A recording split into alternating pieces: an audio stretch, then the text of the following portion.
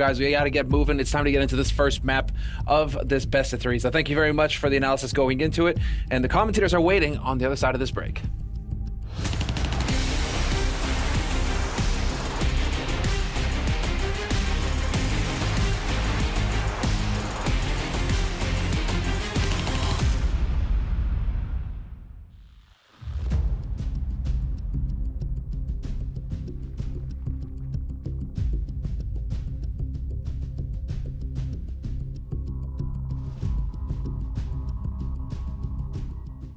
Can he figure out fast enough where they're headed to allow MIBR to have the proper stack? There's a kill. That's in middle. So Taco and MIBR everything to do. Taco takes his time with that kill. Yeah, now they know they've been spotted in IP. They know they have to move quick because otherwise, you know, the flank is just going to continue. That smoke will buy some time, and now it looks like they might try and counter boost into it. Taco's thinking about it too. Oh, this is a wild round. He's going to jump up and try and catch one. That's Twist very low. Yeah, that is the bomb. And oh, the cone almost landed on his face. I don't know whether that would have been enough. 55 seconds, but now they're running back.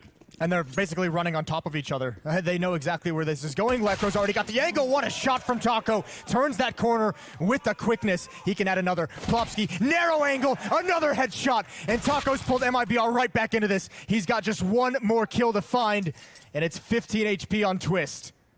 See, he's running quickly as well. Twist, this is going to be a close corner. He's just going to run right into it. And Taco, he just needs one bullet to connect, and he will have done it. And Twist is very nervous. You could absolutely tell. Oh, he somehow gets it at the end. That's what he needed. And right now he's scared enough that he can't even flank. So he's a very far rotate from B. You touched on it, gets basically bored enough to play back on site, and that's the one time they go all in on this, but keep your eyes on Nitro. He decides to peek. Doesn't want to fancy them pushing past him. Elige continues the spray. Okay. He does grab that second, but Nico, 1v3, has a player in the open, jumping, hoping was an fly, and there's the head on display. He takes it. FaZe Clan winning a round. Sketchy. This is still sketchy. It bewilders me that Team Liquid didn't even look like B was a possibility in that moment, but they're not going to put anybody on tons. They flash through, they sprint in, and Rain, well, he has low health, but he does still have the AK cold with everything to do, just popping noggins. He's cleared 3 bodies and the 4th. Mayern's still alive, but on the other side of the map. And seeing as he doesn't want to give away info, he's just going to wait. KNG, a bait, and a difficult position. He's stuck to the fight. Fur down, and now it's all on Mayern. But they still don't know. And they're going to tap that bomb. Solely focused over on ramp. He gets them both! Mayern picking up a clutch! Okay. He still comes in just in the nick of time to win the round. Point being, we've moved into another crucial round, but Twist blasts Mayern away. Hold on. Where'd he come from? I don't know. That's a very big question. I think that may have been a boost. That may have been a run boost from T-Spawn, the top of T-Spawn. They just threw him onto the stairs, but it doesn't matter because Taco throws them back up that A site. They already had a 5 versus 4. They tried to go one better, and suddenly this round gets turned. He has all 4 kills thus far, and Taco, he's gone to the other side, so Twist is going to take the ace.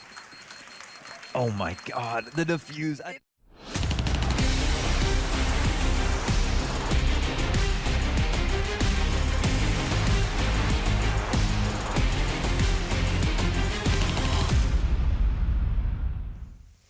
An incredible best of 3 series in the back pocket, and now we shift our attention and the odds to Cloud9 versus MIBR. The Brazilians seem to have a slight edge, according to Betway, and I could see that, Mohan. I could see that. We've had some inconsistencies from Cloud9. Yeah, actually, I don't know. I don't. I feel like I like them on these 3 maps. I think the Vito's looks pretty decent for them. I kind of wonder about MIBR's pick, and I really, I think actually we picked Cloud9 to win. I think I'm leaning Cloud9 here. I mean, don't get me wrong. I think it's definitely going to be 90 rounds, and 2 rounds over 3 maps will make the difference between a win or a loss. But I think Cloud9 are going to win. All right, well, let's find out. They will start on Overpass, and Overpass has been a map that they were picking as we saw this team go from an online to a LAN team at the start of 2020. We saw them at, say, like DreamHack Open Leipzig and then Katowice, and they were constantly trying to use Overpass as their map choice. Very lopsided halves at time. Some washouts, some blowouts, but time to find out what we get this evening. Fallen, 1 headshot and 1 death. Thanks to Modem, who now has to try and deal with Taco, very much tucked into short, OC and Floppy with a couple more kills. And it's on to Fur and TRK. 2 versus 4 here, and Floppy's giving him a damn chance, but no. It's all taken back as Cloud9 open up shop with an early pistol win. Yeah, they have some trouble trying to hit their shots, and Cloud9 take full advantage of that situation. Floppy and Modem combining for 2 apiece. Modem, we know he's good sometimes, not so good sometimes, but generally speaking, he's never making bad positional mistakes. I feel like he does always a good job of entrying whether or not he has those kills. But yeah, him and OC, it kind of depends with them how consistent they'll be. Honestly, you can kind of make this argument for a few of these players. You know, it's really Floppy and I think Sonic who is most consistent. And for MIBR, Fallen has been very consistent, I think, recently. If I want to say that's true, at least his impact has definitely been noticeable. It's a really great scout shot from him. Cloud9 1-0 up, but it's a man down in round 2. 4 Galils, Modem's hurt. Monster Crush could be just what they need, but maybe that's just what TRK wants them to think. JT right on the side of the smoke. Yeah. Ooh, off of the flash, a little delayed flashbang. And both those counter-terrorists fall empty-handed, but they've done so much damage. Fallen, 2 scout kills, KNG with the CZ, and it's a 1v3 for Modem. Blink, and you miss it, because it looked like they had this hit with conviction. They cut through the first defenders, but Fallen's 3-piece off the scout. Now Modem, he does find KNG first, and Fur back on Graffiti. Looks like Modem's going to come back at this from a different angle. He's got the Galil and 2 flashbangs to play with. They're trying to decide what he wants to do. Maybe try to draw their attention back, but Fallen jump spotting from the pit. Man in CT spawn, and Modem taking his time to rock it back. Yeah, Fallen seems not concerned with the thought of short.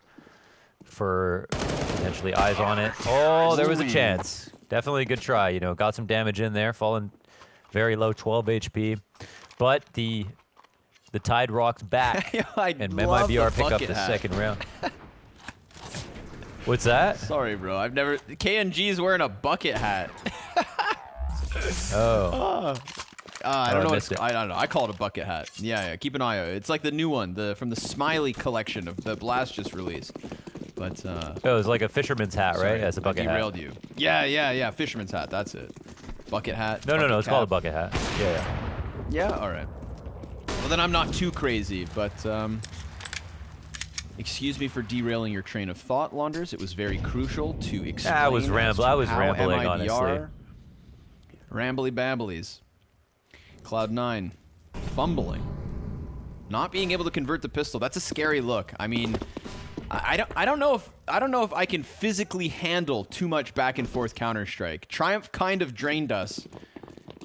My heart, it hurts.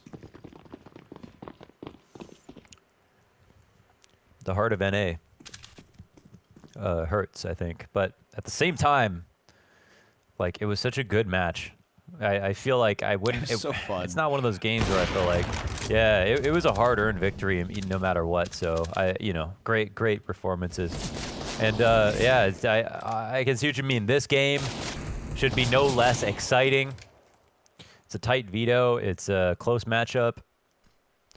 There's some history here already. Mm-hmm. And I think fairly, it's also 2 imperfect teams. We're not gonna necessarily get the absolute best, but so far it's looking good. MIBR, Fallen's op connecting a couple of shots. And I've just been really impressed with Fallen lately. I feel like individually the sniper form's been stepping up, and that's before we expect KNG on the double sniper. So just all in all, MIBR's opping has been a key piece to them dismantling some lesser opponents. This round, very convincing. Cloud9 gonna have to save. I agree. Fallen has been pretty nuts. He's been pretty good. He's gonna have impact. You remember a Fallen flick? The buy behind this is interesting. Well, they're just gonna soak up some eco frags actually. So Fallen wants as little to do with this as possible. TRK has positionally been very interesting. I think he sometimes in his halves where he doesn't play that well in terms of pure numbers, you still see some rounds where you're like, damn, that's a smart play, good position, save the round, you know. So storylines for TRK looking up as well, trending upwards for that man. The old rush around. Fallen? Okay, Fallen's hitting everything right now. Oh, excuse me. Sonic just gets taken straight out of the sky. Now, Floppy does get his hands on the op, but he's lost all his teammates. Oh, poor guy. Moving away before pulling the trigger. Oh, he throws it. Get it Nice. out of here. Nobody's going to pick that up. They're pissed. Boost, boost, boost. Try boosting. Hup, hup, hup, hup. Humpty Dumpty. Go, go, go, go. How far is it? Oh, they're going to do triple? Can you do triple? I think it might be blocked out.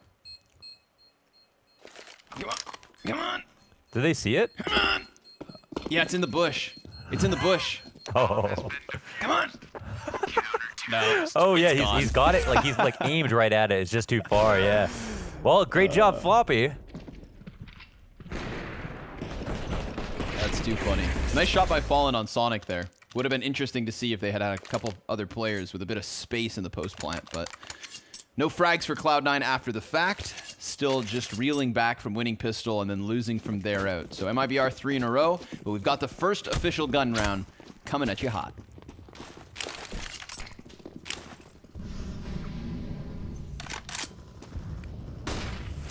Whoa. Did you say Fallen's 9-2? Holy. Holy Fallen. Yeah, holy Fallen. F is for Fallen. F is for the fallen comrades of Cloud9 when he's done with them. Or is F for fur? Or is it for floppy? Not this game. True. Oh, ooh, the lineup. That's actually very little damage. I thought Fur was going to get a bit more than that, but he will in the end. The mow down as he burns Modem to a crisp. Anybody hungry? I smell barbecue. Any cannibals starving out there? Anybody got some? Anybody want to let it off their chest? Anybody into eating You know, people? Anyone into yeah. eating people out there? We got some fresh humans. Yeah. The first step is admitting you have a problem. I think we got the serious cast out of the way, and now the delirium's gonna set in. Fallen, nice op shot. OC, oh my goodness. Dude, Fallen's hitting everything, man. He can't be stopped. He's got 11 kills already. Fur done a great job this round. Awesome. F is definitely for friends, family, Fallen, and Fur this game. But man, Fallen. Lightning quick start, and this is big for Fallen. 12-2. I'm already starting to get the vibes that we got from KNG on Train versus Genji when he had like 8 kills in the first 3 rounds. You said something along the lines of, "Yo, Connor, you think this is gonna be one of those 30-round games?" And then the next thing you know, we had freaking Don't say it like I KNG smoke with weed. I don't smoke weed, Connor. Sorry. How dare I paint you in such a picture? But that's what we got, you know, and I think that's what you have with MIBR is like if they're gonna struggle, you're gonna see it in the first 3 rounds. If they're going to wreck you, you're gonna see that in the first 3 rounds. Fallen! What is this? All right. Yo, yeah, screw it, man. That's crazy. He just mollied himself. He's like, give me the graffiti, please. Mollies himself, hits the op shot, no scope. Yeah, he burns himself alive and still slaps you back. Look at this one. Later. How is that not a no-scope? Yeah, it was a quick scope. Yeah, he did scope up. You didn't even see slightly. it. Unbelievable. Yeah. Next gun round. Let's go. Let's see how much more Fallen can do. 14-3 in the first 6 rounds. Ridiculous. Yeah. I don't know. It feels like they're all just coming to him too. So his shots, he just seems the right spot, right time. Maybe Smoothie's right. Maybe they don't use flashbangs in North America. Push out from Taco. He does this once a half. This is the wrong round though. Yeah, there's if they 5 flash him out, he bodies still on the might other die. side. Okay. Ooh, smoke grenade's gonna go down. Fallen! Fallen is everywhere. He is omnipresent. This is just ridiculous. How many frags is that now? He gets 2 more. That's 16-3. 16. I want to see his ADR. Dude, we're only 7. 217 How are we getting ADR. these games? He's He's not done. You know what's He's gonna crazy have a trade right here. You said that, maybe in North America we don't use flashbangs, and Fallen hasn't been flashed off of any angle, but he has the one effective flash for the entirety of MIBR. So Smooya was wrong. In North America, we don't need flashbangs. We've got Fallen, and he is not stopping. He's got the shadow advantage over Fur, who picks up the last 2 kills, and it's MIBR 6-1. Seriously, 16-3 into round 7? What? Like, yeah, another 2 kills, denying the executes. Cloud9 look flaccid. They look like Obo's arms right now, just hanging there, limp like spaghetti. Yeah, that's pretty much about right. Oh man, Tech9's up, utility for them. Cloud9 trying to figure out what the hell's going on. Overpass was supposed to be a solution, but they've got a bigger problem than map pool, and that is a fiery Fallen.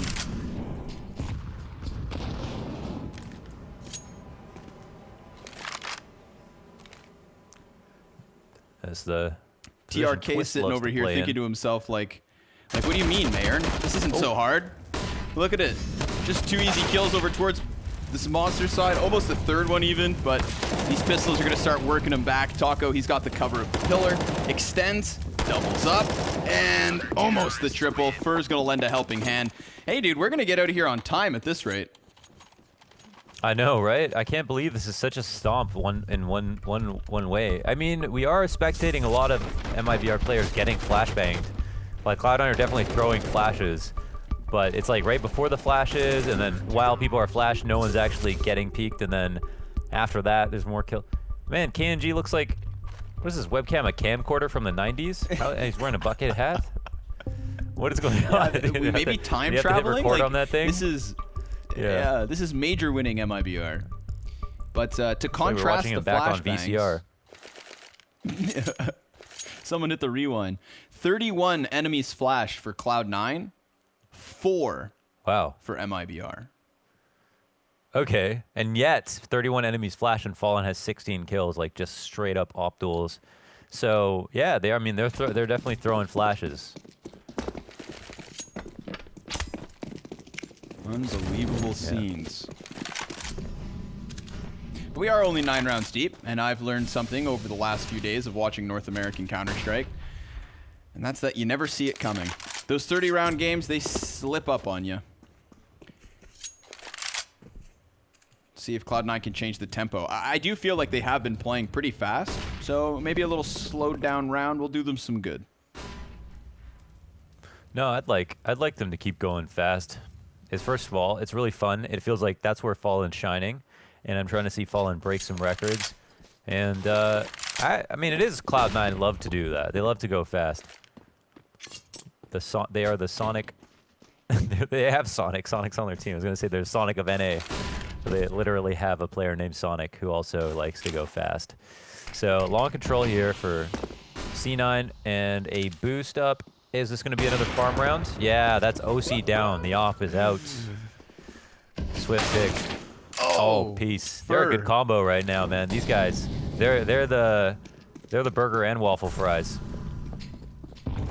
Frag grenade's gonna soften Floppy somewhat. Here's a little life out of Cloud9. Fallen. Oh my god, I thought he was gonna get that. 2 versus 2. There's a chance. Cloud9 gunning for a second round, but Taco, he's gonna get Floppy. Ooh, before he plants the bomb. Sonic facing forward, flash thrown upwards, and Sonic's looking for the first headshot, has confirmation on both. And now Taco, he is pinned into the position. 100 health versus 100 health. Sonic gonna get softened, but he still takes the clutch.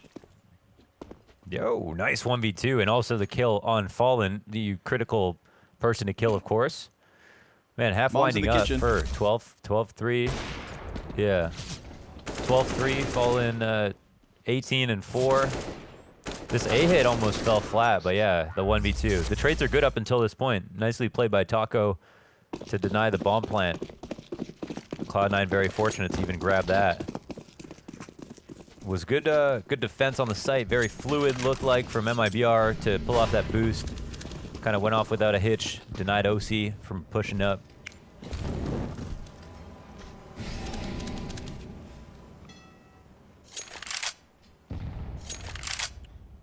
I think the most intimidating element of Fallen so far has just been the fact that he's everywhere. He's been stationed up on long A. He's been killing them in bathrooms. Hell, he even picked up a couple players through Monster at one point. So this sniper's on the move. JT Yeah, solo it makes long. it hard to play around. For sure.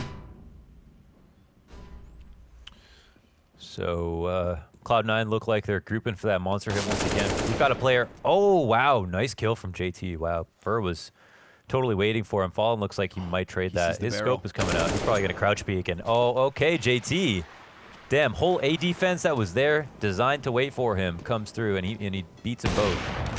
Whoa, OC, nice he's pick been by patient OC on as Monster. well. This whole time just sitting and chilling. JT's getting all that space, confirming that the A site is clear for the taking. Big round for JT to come alive. Individually speaking, you know, hasn't had the best event here at Blast's Spring Showdown. So he cracks this round wide open.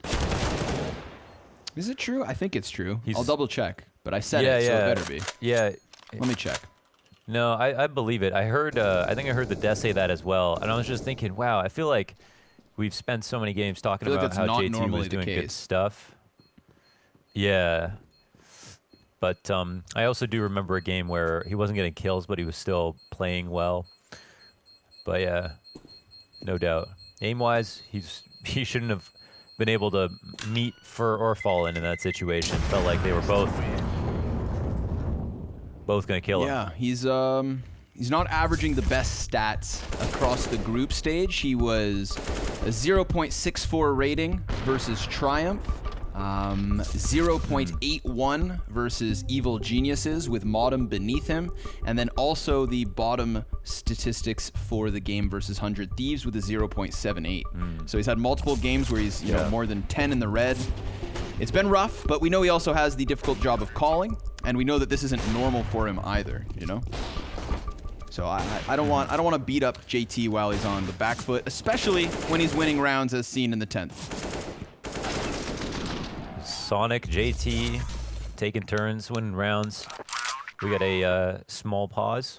I can't guarantee it's a small pause, but I like to say that just to make you feel better about it. Got a little match medic. Medic! I see a lot of cans on the counter, boys. Make sure you bring those back to the store, get your refund. It's very important to recycle. It's an economical option. And I'm not just talking about North America's talent. True. I don't understand how your webcam can be this bad in 2020. And also, not only do you have a webcam this bad in 2020, but look at the top of the staircase. Doesn't that look like Cinderella's castle?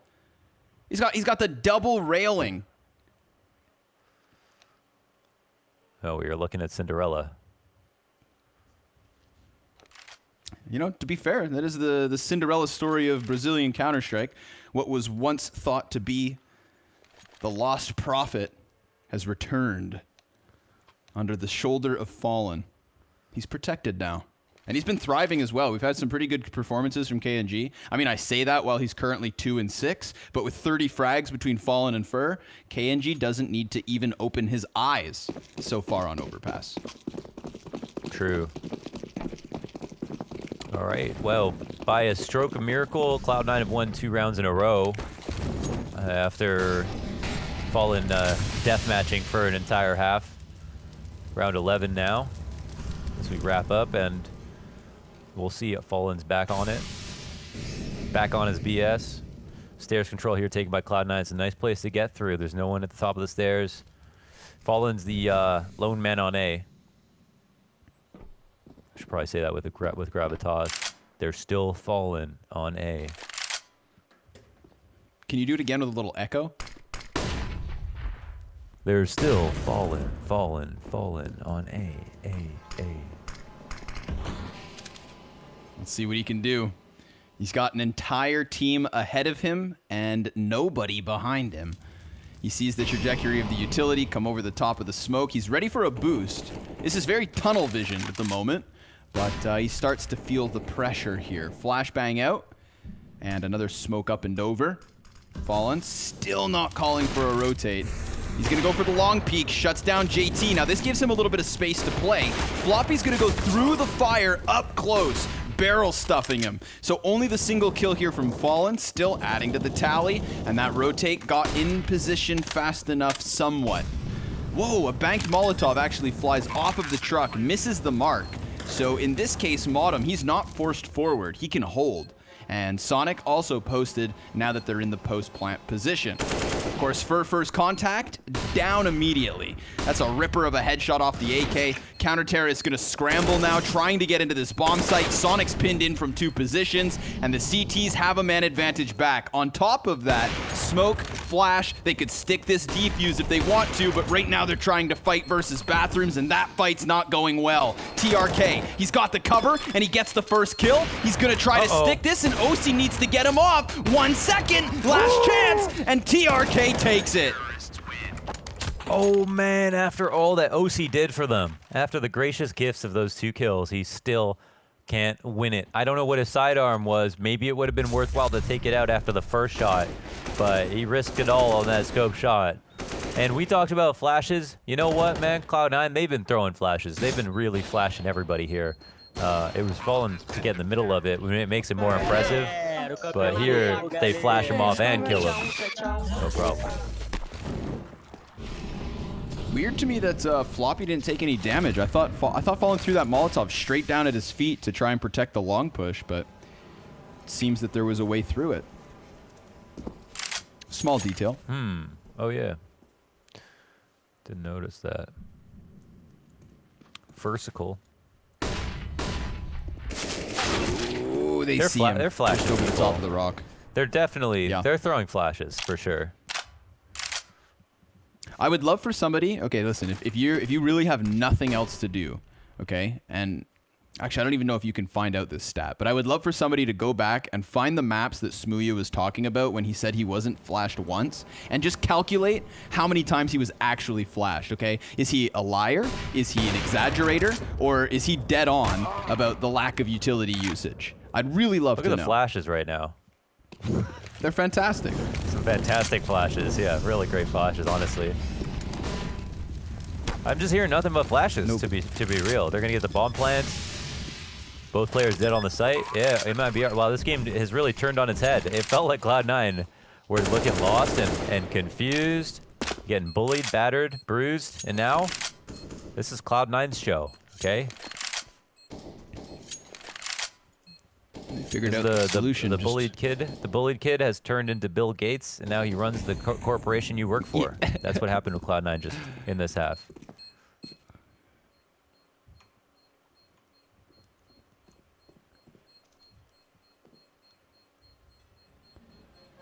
I was trying to think of funny Bill Gates content, but I'm afraid people are gonna think I'm worried about him. You know? Okay. 3 players save this one, MIBR. And once they lose Fallen and Fur, it seems like the other ones don't have much fight in them.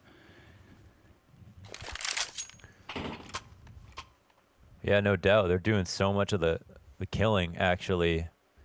And now they've got MIBR limping. Fallen has no op to work with. Relegated all the way down to the Falmus. What a fall from grace. Sad to see. But Cloud9 have earned it, man. And it's seriously, for sure. It's like a meme at first, but it's literally because of how good their flashes have been. Gonna go for the boost inside connector here with KNG. 3 Ts on the other side of this. So they could be pushed back. But it's JT again, who we've seen actually win rounds basically playing A alone. He likes to go out towards long, keep the CTs honest, but what was an initial 2-player stacking connector has now fallen back to the A site. Yeah, they'll go ahead, look at taking A once again. There's absolutely no connector presence. MIBR been pretty much full passive and like playing a similar setup, but this time without ops. This is a very weak CT setup, I'd say, for what's coming.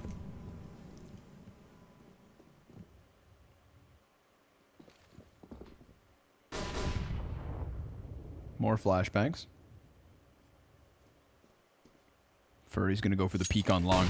If he cuts off JT, that could be huge, but JT gets into the cover, and now Modem, yeah, he's going to come up and deal with the bathrooms, man, as JT also finds Fallen peeking out on long. KNG takes a ton of damage, so his time is limited. Run over by OC. 4 versus 2 advantage for Cloud9. Just slowly working their way into this A site. I mean, when we started to watch Cloud9 slow down rounds, you know, I said, well, maybe this will be the solution. And now that we've seen it play out multiple times, I'd say it absolutely was. Modem tries to give chase to the last 2 CTs, and they're going to try to still save the M4s, but Cloud9 are getting the best of MIBR now that they're playing nice, slow, textbook CS. I feel like, I don't know if this is true, but sometimes it looks like MIBR, after they lose a few rounds, they just like stop calling, and they like, it looked like they put in a nice setup that would be really great if they had an op to work with, but with the FAMASes and the M4s, it was like, what were their advantages? Like, what did they talk about? There was no aggressive options they wanted to take. They just split up into this long setup, leaving Fur by himself in the bathrooms with the FAMAS. I mean, it was like their setup that didn't work before, but now with worse guns. So I feel like there's sometimes there's a lack of ingenuity with the way that MIBR play, and I don't know why, but that's what it looks like. But yeah, MIBR is still holding on to this 3-round lead with 8 rounds, and they don't have money for this one either. So they might allow Cloud9 to claw back even further as Fallen tries to save. I would probably make sense to save for the op if they can. Because they've just been leaving stairs open, like. Yeah, very open. Over and over again. Kind of losing out on the map control now. Yeah, I kind of drew the similarity between this match and the Gen G MIBR, where they started off really strong with the ops in the first half and then slowed down for Gen G to tie. But I mean, that's actually another aspect of this map of Overpass. It is very much starting to be Cloud9 figuring this one out. And even despite the best efforts of Fallen on the op, now that we're in the ecos, now that he's been relegated to the FAMI, it's just not the same MIBR that we got in the first 6 rounds. Yeah, and they can't even afford the op in round 15, so Fallen will just have to do it with the M4 if possible. They've been leaning heavily on him. But seriously, it's been like every round 2 and B, no stairs control, top bathrooms. As soon as they started losing those aggressive setups, they've stopped even peeking mid. There's no control of stairs, no push on short B. Usually on Overpass, you employ one of these almost every single round. You never go full passive on both sides. Never go full passive. Ooh, God yeah, damn. More of that. Come on, get another. Of course, once one person has a successful wallbang, it's like everybody starts wallbanging. You know, it's like you watch somebody win the lottery, you start going to buy tickets. Yeah. Well, if they could do You it. buy one a week every week.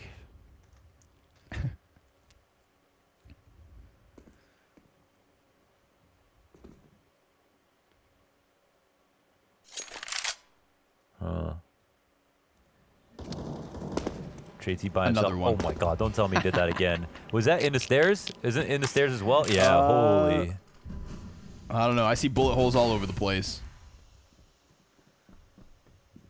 I'd be very happy if it was another in connector. I'm sure we'll get the replay. We tend to, with top tier production.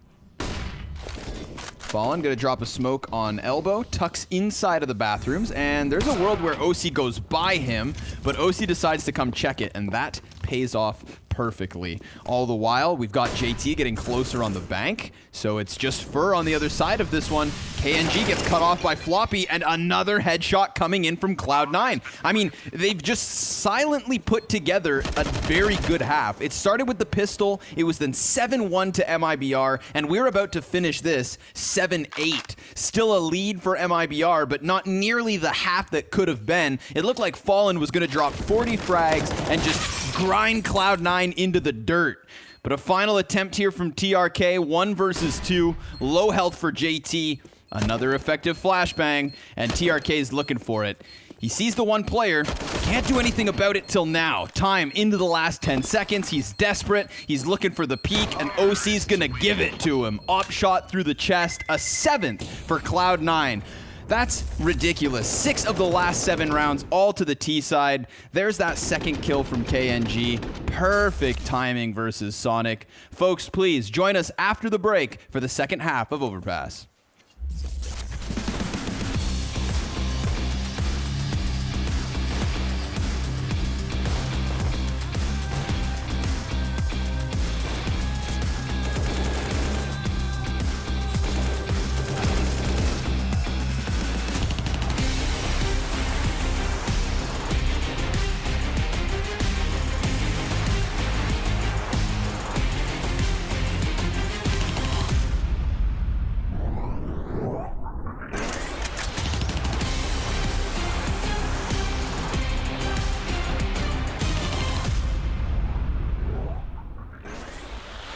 Holy shit, this spawn. First blood again. First blood. 2K. Yeah, can't be. Okay. Volume 1. Volume 1. Oh shit, I do have. Oh, what? sir, bro. This guy. Who is that? Alright, I got my volume up, boys. Guys, you guys. There's a guy camping T-Red. You're communicating. Okay, nice. One mini. Dead. Everyone Figure just out call shot. out where you die to, so we can all just Secret. trade. Secret. Yeah, You're okay. Someone's This sitting guy's in a pussy. secret. One mini. Secret. One mini. Mini dead. Big rush. Get out of secret, you put. Oh shit, I'm dead. No. Wait, no Alright, way. cool. You're a main offer? Credit card. Dead, This is thank you. incredible. T-Red. Dead. Big. Don't come who No you're way I'm killing. lagging them. Device or whatever you call that. Zaiwu. I would. Mini. That was Hell. camping. Oh no, I'm dead. Slow, bro. Yeah, that's bugged. Gotta react Okay. faster, man. It's this. Delete the spot. Outside dead. City spawn dead. Okay, cool. Big. One mini. No way. No way. Nice shot, man. You're mad. Look at this guy. Who's Where am I spawning supposed to here? go? Alright, you Mini. guys are f***ing weirdos. Yeah, shut up. Oh sh. Yeah, that's what I thought.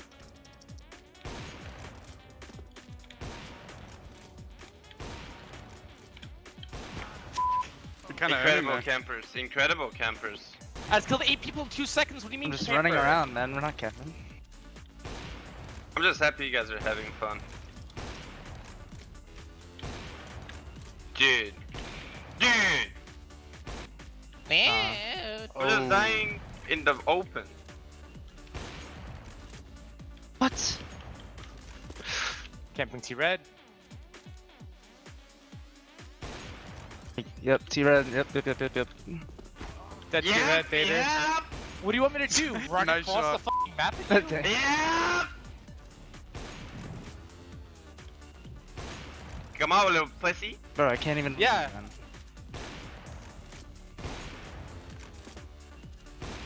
Uh-oh. It's an 8-way 5 tie. seconds, guys. 5 seconds.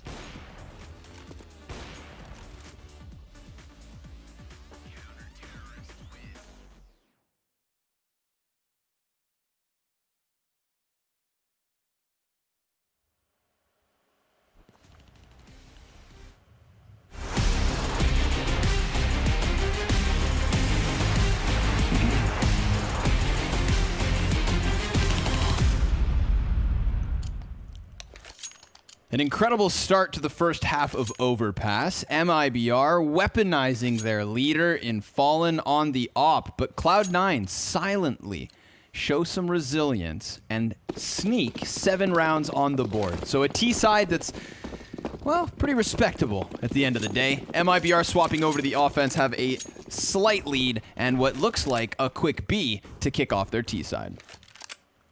Open fort here on the B site. It's just Floppy spotted from CT basically. And the stairs players means it's going to be kind of a retake, but they've only got 2 flashes for the retake. Floppy jump spotting, not going to see anything. Not worth going for any fights. Fallen checks flank. 3 people. He just let 3 people through Monster. Oh, if TRK can't handle this. Oh my God, Fallen's gonna come back into it, so it's not all too lost. But, if you let 3 people into the back line of your team's execution, you better hope you don't lose the round, or else Fallen knows who's responsible for that. Oh boy. Wild, but that's MIBR taking the second pistol. I feel like Cloud9 weren't that well set up to allow the B site to be taken over, but yeah, the triple monster flank was supposed to be what catches them off guard, but Fallen, he can hear everything, so yeah, there's a lot of ways there for MIBR to win that. On top of guaranteeing themselves that bomb plant, you know, the Deagles come out for Cloud9. They spend all their money. Got the 1 flash on Modem. He'll be a bit more humble with the 5-7. And OC pressed up against this push. But will he swing? Or will he be swung upon? This is the age-old question. The rest of Cloud9 have all come up into the A site as well, so they're getting closer to bathroom. Did you eat another sprinkled donut on that halftime? I had some oatmeal. Okay. Just wondering if you finished off that box from yesterday. But speaking of boxing, I finished, yeah, Fallen with a quick left-right jab. Yeah. I had all 6 sprinkled donuts yesterday. I finished them all. That was 2,000 calories, I think, of sprinkled donuts. Did you get them from Tim's? Loblaws. Loblaws. Bob Loblaw. Sorry, guys, we're speaking Canadian. I guess Tim's isn't Canadian anymore, though. Tim's American. Yeah. It's actually Brazilian. Oddly enough. Brazilian. Tie that into MIBR somehow. Yeah. It's the company that owns it is Brazilian. It's the same company that owns Burger King. Whoa. I love Brazilian food. Food we had in Rio was nuts. Some of the best ingredients, I think, in the world. OC, nice kill here from OC. Push up. Jock for position. Fallen's like, well, I'm not just going to let you have this, my man. And I think it's kind of scary that you push that far up, but I know you're here. Somewhere. He's got a lot of presence outside of the door. This is the armada of Cloud9's players. I love that they saved those grenades for it. I mean, there's no way that that was the strat coming out of the spawn, but they saw an opportunity and they took it. They still haven't dealt with OC, and there's a player so close, but he's getting all the information actually off of the audibles. I mean, he's going to tell his team to just rotate up to the A site. He could very well come in on the flank. Yeah, they don't have enough players to watch the flank either. They're going to try to plant. Cloud9's so low, wacky though. round of Counter-Strike. Yeah, that'll be the difference maker. See OC fall first, JT next, and Floppy going to be the third.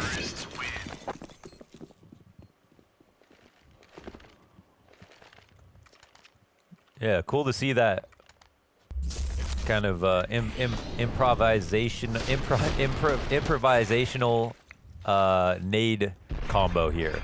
Improv nade combo. I'm gonna go with improv because I can't speak English. That was a nice nade combo. I wonder what it was originally intended for. I'm assuming maybe short, like monster, or just to someone coming out of short B maybe.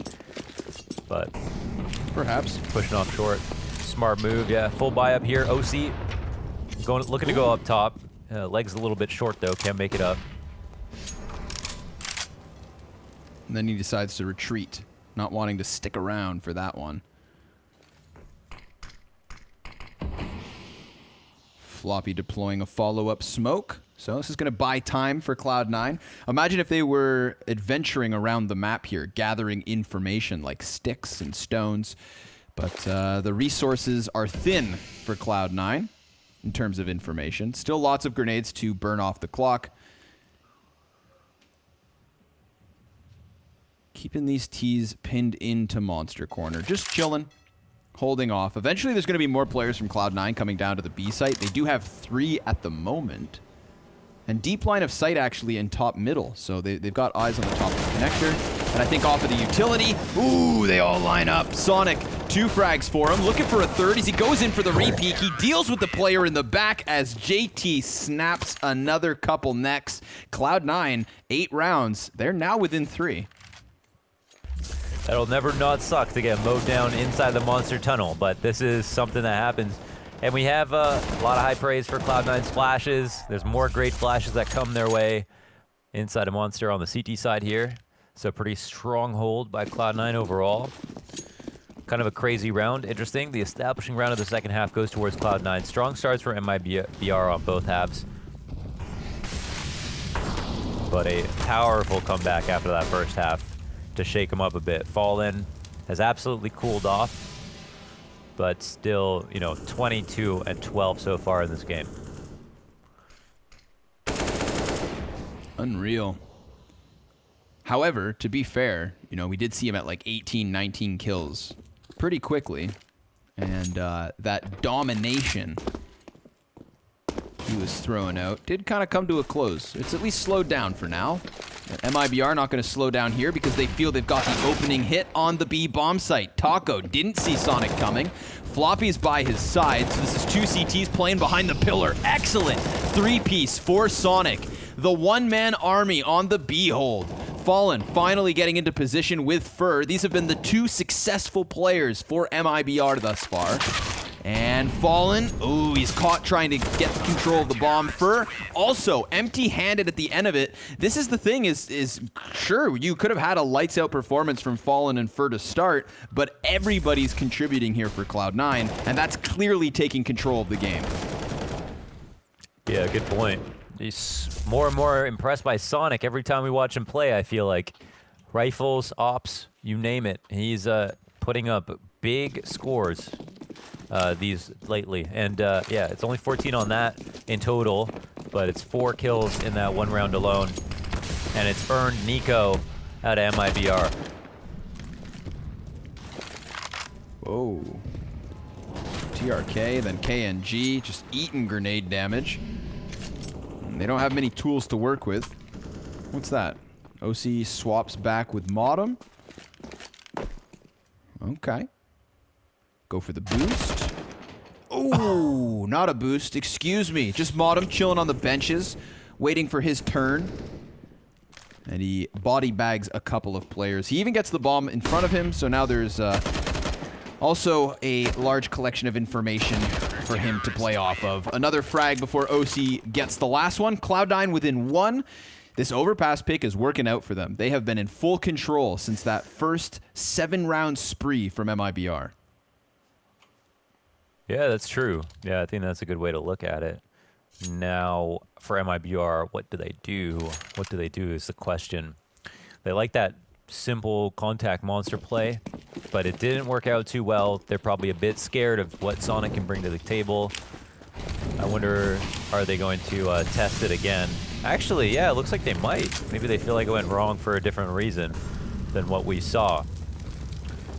But from what we saw, it was really great counter flashes. Whoa. Oh, Sonic, that's one way to deal with the problem.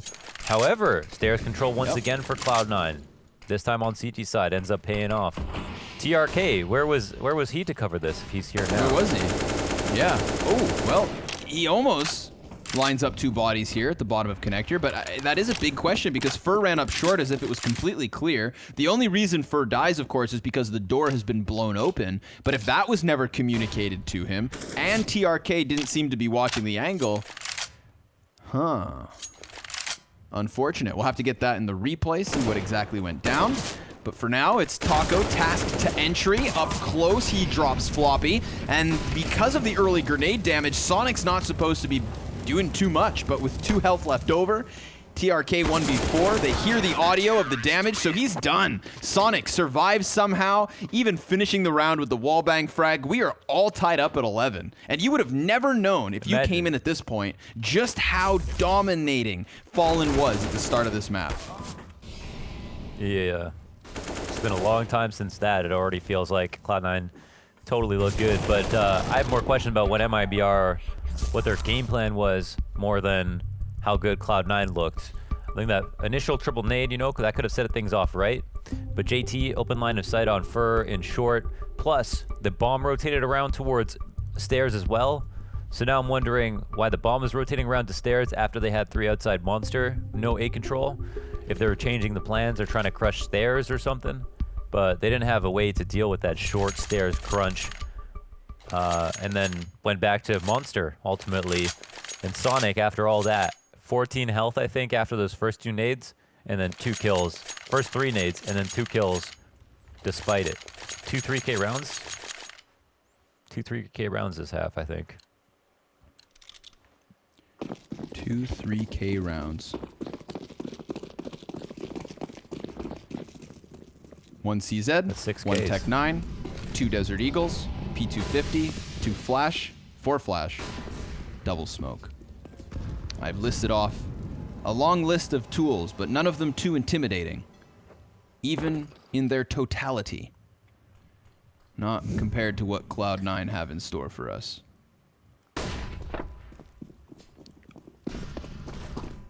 It's just going to be simple.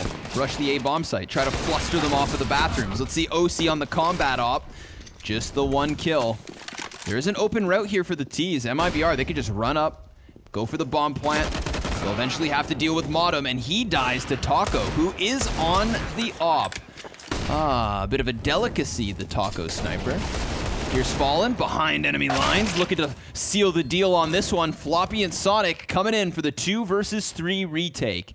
TRK deep bathrooms and Taco even further. Smoke grenade on top of the bomb, so that Molotov on Taco is nullified. They're gonna have to line up this shot as Sonic, he's gonna stick this defuse. It's already down to the 2-second mark, and he gets it. Oh, the op shot connects, but it's after the fact. Cloud9, 12 rounds to 11. And TRK, well, they dropped the smoke dead center of Dice Box, so it's completely covered on both sides to eliminate points of reference. Made it very difficult to find. Taco was able to grab it, but man, he had too much of a job there to get both kills. TRK had to help him out a little bit, and he couldn't find that blood spatter out of the smoke to deny the defuse. Cloud9 stick another one. Now they're in the lead. Attack, yeah, they're in the lead. Pretty crazy that they're in the lead now, yeah. Because they weren't even in the lead out of the first half and lost the second pistol. They did win the first pistol, so that was the other time that they were in the lead in this game. Long time since that point as well. That's when it was the reign and tyranny of Fallen.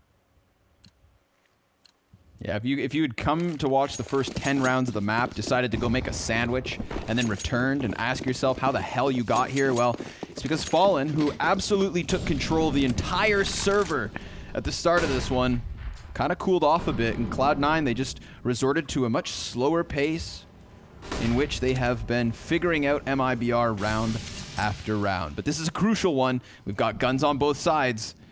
So now is not the time to go make a second sandwich, even if you're really hungry. Or oatmeal. Definitely grab a donut and be the fastest. Cloud9 favored, both in the odds and in the score. 12 rounds on fire, even.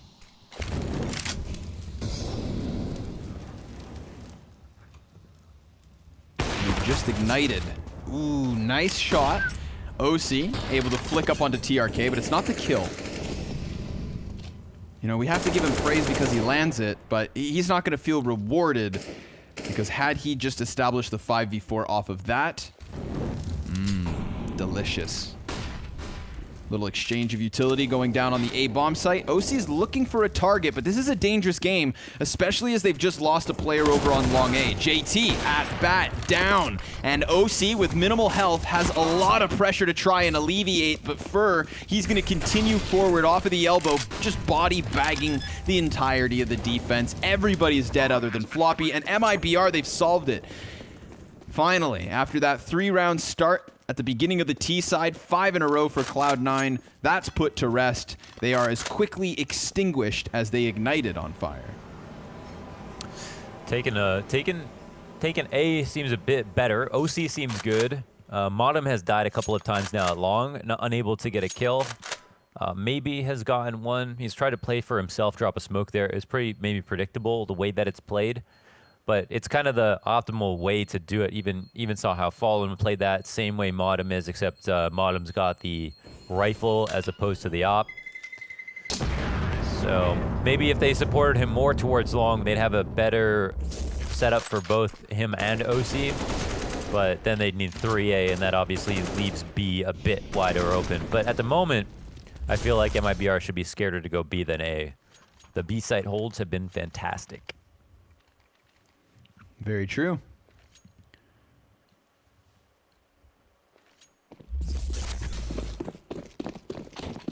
Back in for round 25. So, we're in the back stretch of this one.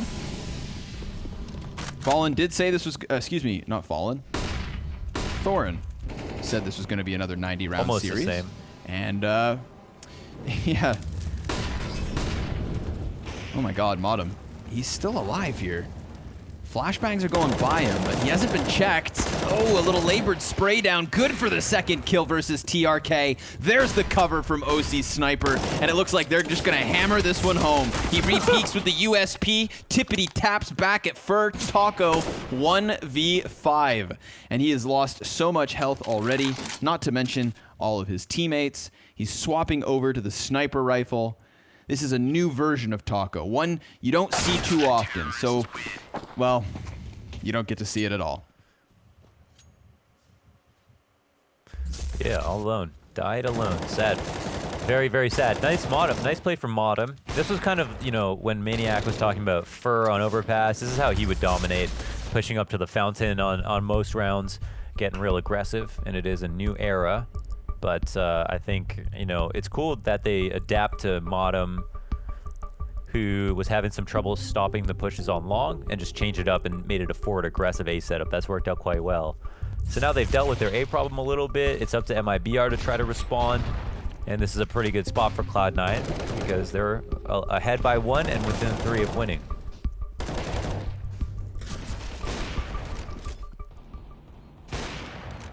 Double sniper setup between Sonic and OC. That is something that we have come to enjoy while we've had the pleasure of commentating North American Counter-Strike. This is something special. You know, Sonic not the primary opper, but sometimes looking like it. And you like that depth. I mean, I think that there is depth to the opping of MIBR as well for the very same reason between Fallen and KNG. So I just think like the double sniper setups are just coming into form across a lot of North American rosters at the moment, but these two are prime examples of it. Wow, they swing by stairs again. KNG sees the door open, but JT spotted him already. Molly to get him to go back, takes a bit of damage off that. Bottom look for the spam. Yeah. Interesting, yeah. They're going for short without stairs. They almost got punished twice for it. This time they make sure that doesn't happen, but bomb's still back in spawn, so clearly this one's not going to turn on a pinpoint. OC doesn't like his odds there in bathrooms all alone, so he backs up just to come in from a different angle. Oh, he's fast, man. Nice shot.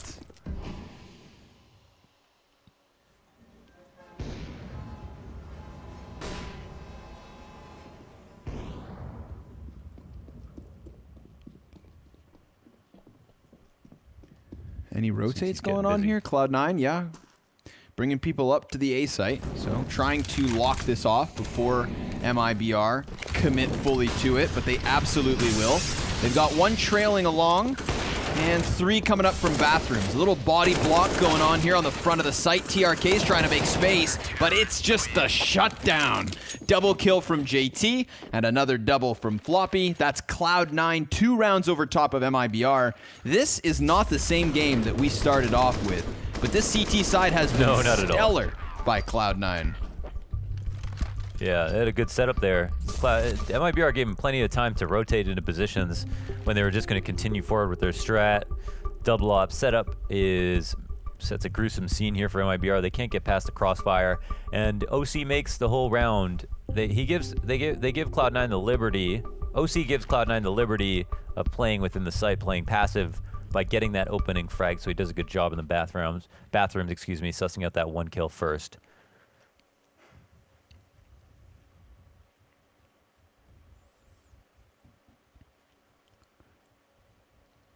What do MIBR have to change And they're getting close to bomb sites, but they're just not puncturing through. It's that defensive line that's constantly holding here. Yeah, I feel like their defaults are not very interesting, if I put it that way. They're taking short control with like one player without stairs when they could have killed JT there, who was alone. Might have been a good way to get an opening kill. Instead, they take a lot of risks without a lot of backup.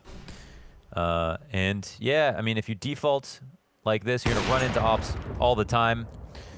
There's a chance there for Sonic to get a kill. Taco narrowly avoids that. MIBR do have players with good shoulder peaks, world-renowned shoulder peaks, if you ask other players. They shoulder peak everything.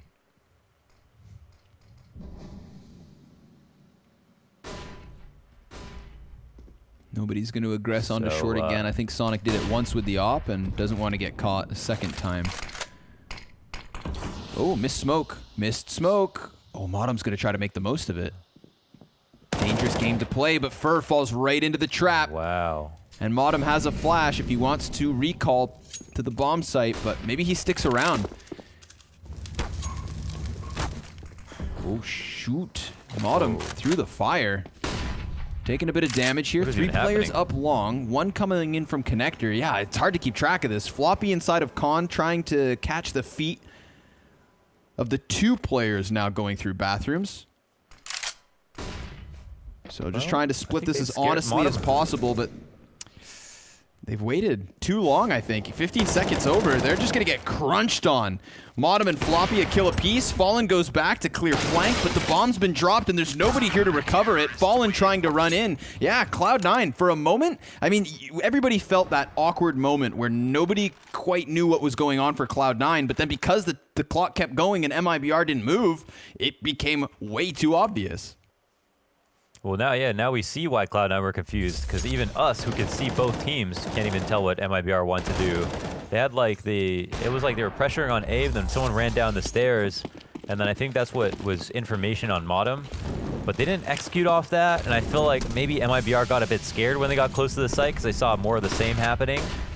I'm not exactly sure on that one. Nice change up here. Modem opening kill again by pushing up towards A.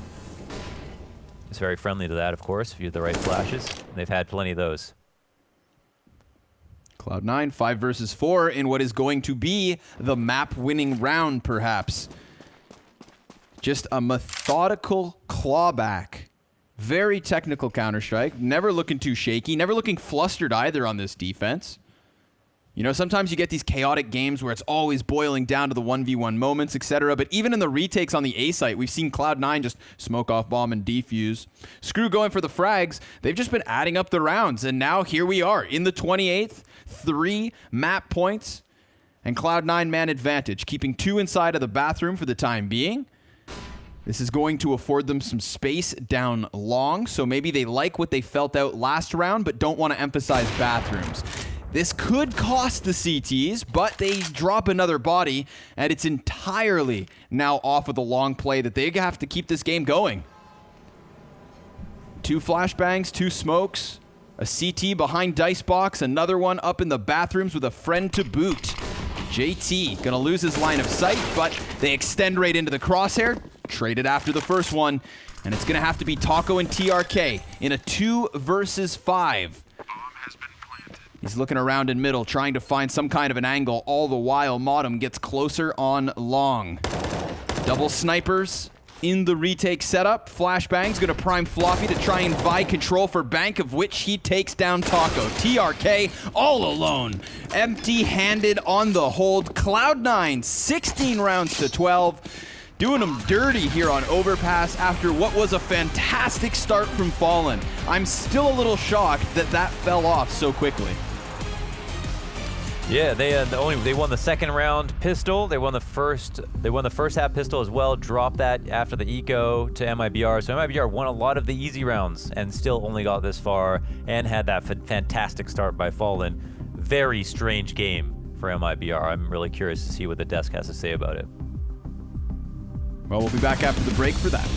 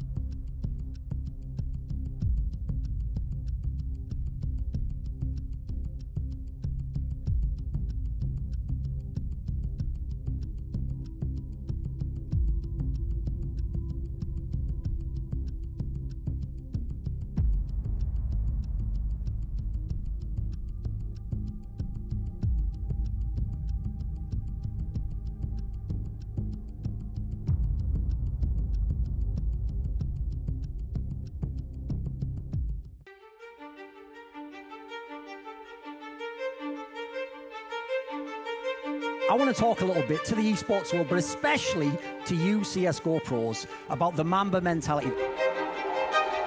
I'm sick and tired of some of the things, some of the talking points that are coming out of these pro players. Like people saying, oh, well, I won a major, so what is there left for me to accomplish? Think it through. 2 majors, 3 majors. How about being the best you can be? If you could win 5 majors, if you could set the record, go ahead and go for that. That's what the Mamba mentality is about. It's about pursuing greatness. It's about building a legacy for yourself. It's about actually trying to be the best you can be, whatever level you're on.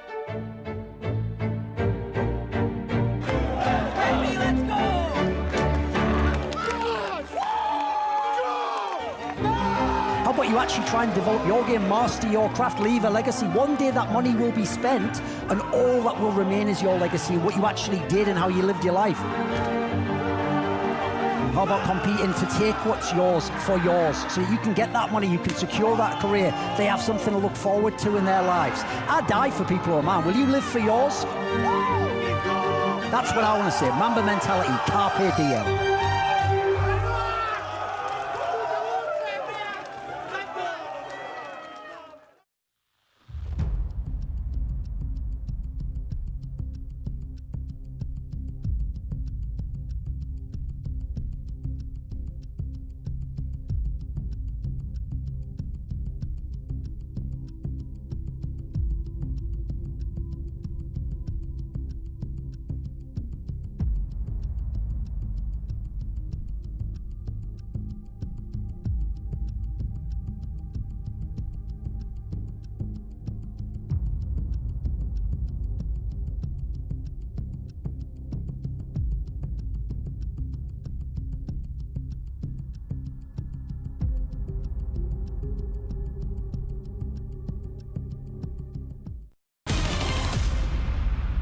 Morreu mais um, morreu. Mal minha. Vou pegar mais um. Será que é esgoto, será? Nem dá, tô mirando. Tá com cara de esgoto, não vi nada. Pode estar dentro do cimentinho. Heavy. Nice! Mal minha. Caralho, é uma força. Deu certo. É que eu escutei um batalhão correndo nas minhas costas. Me assustei, Eu também escutei, mas não comuniquei. Foi mal minha. What a fright. Well, there you have it. The results are in for the first match. As far as this is concerned, I mean, it is kind of playing out as expected. Cloud9, it seemed like going into it, they'd won the veto, and they're living up to expectations right now. MIBR seem to be the ones who are kind of struggling. And so let's just dive right into it. We got a little bit of time here. Maniac, what did you take away from that first map? Well, I guess the first element would be a throwback to ASK following the first 6 rounds of that game. That was absolutely insane, right? I think he had, 16 kills in 7 rounds, 280 hours or something. So at this point, I'm thinking, well, this is it. I mean, we are in a time travel machine, and they are probably going to destroy them. And then reality catches back. And as I tweeted out, you know, MIBR, they lived and they died through MIBR and fallen on the A side. Whenever they found the kills, everything was fine, everything was dandy, but sometimes they just got destroyed. When you flip over to Cloud9, that was a completely different setup, completely different philosophy on the CT side. MOTM was the man that was moving around from B to A and A to B whenever they fell, and they read MIBR like a book. Thorin, what did you think of MOTM's performance in Cloud9 so far? They're looking good on the first map. Yeah, the bizarre thing about Motten is, on the one hand, he's a pretty good entry player. Obviously, on the T side, does his job.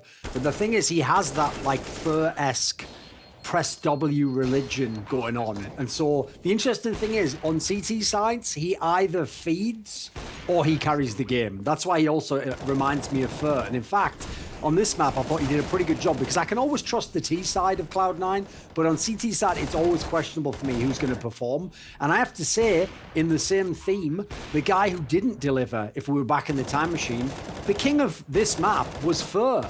The guy used to push up, just like Motten was in some of these clips here, and you could not stop him. My mate Carrigan basically used to have nightmares about this guy, so I could never beat these guys. So it didn't matter that he knew he was coming. In this game, I mean, he won 2 out of 12 opening duels. So that kind of paints the picture for you right there. That's the problem with that playing style. It either dominates or it feeds, unfortunately. So in the end of this game, listen, with the way that Cloud9 came back in the first half, it's not as though like MIBR had the whole game in the hammerlock. They definitely should win the game. But they gave themselves a great chance to, considering it was the opponent's map pick. Well, we actually have a quick word here with TC, the coach for Cloud9. James Banks was able to catch him during the break. Your CT sides come out with aggression, pushes, the synergies there, similar to what we see on your T sides usually. I just wanted to see, like, is this something that's actually now you fully worked on and you guys are feeling a lot more confident with? And also, please give me your thoughts on Inferno, which is coming up next, because it's an up and down map for MIBR, but actually a very good map for you guys. Yeah, so actually against MIBR, I think we match up really well because we can actually play Overpass, whereas a lot of the other NA teams just ban Overpass. And I think Overpass is one of the maps where we actually have a really good CT side already. We haven't had to really make a lot of adaptations or change it too much because it just really suits our play style. So it's nice when we actually get to play the map. I was actually a little bit nervous going into it because we haven't played Overpass in so long, but it looks like we haven't lost our touch yet. And yeah, heading into Inferno, also another good map for us. We've actually been banning it a lot recently in our second phases because it's usually the teams we've been playing, like 100 Thieves, EG, it's like one of their best maps. So we've just been banning it and forcing like one of their weaker maps. But yeah, excited to play Inferno. It's a really strong map for us, and yeah, we'll see how it goes. Well, everybody's considering Inferno to be the strong map at this point, but for Cloud9 going into this, what we said was that it was in their top 3 in terms of performance, and so Cloud9 again setting themselves up for success could actually be a 2-map series here, which would be absolutely mind-blowing considering we just seem to only get 3 mappers here. Everything is so even right now. So going into Inferno, what are we trying to keep an eye on here? What could MIBR try to solve, try to turn around to get some results? And Thorin, we'll start with you. Well, I'll pick up the same theme from the first map. This is actually one of the maps where I have seen Motum have real issues. Like, I think he plays the big pit himself, actually.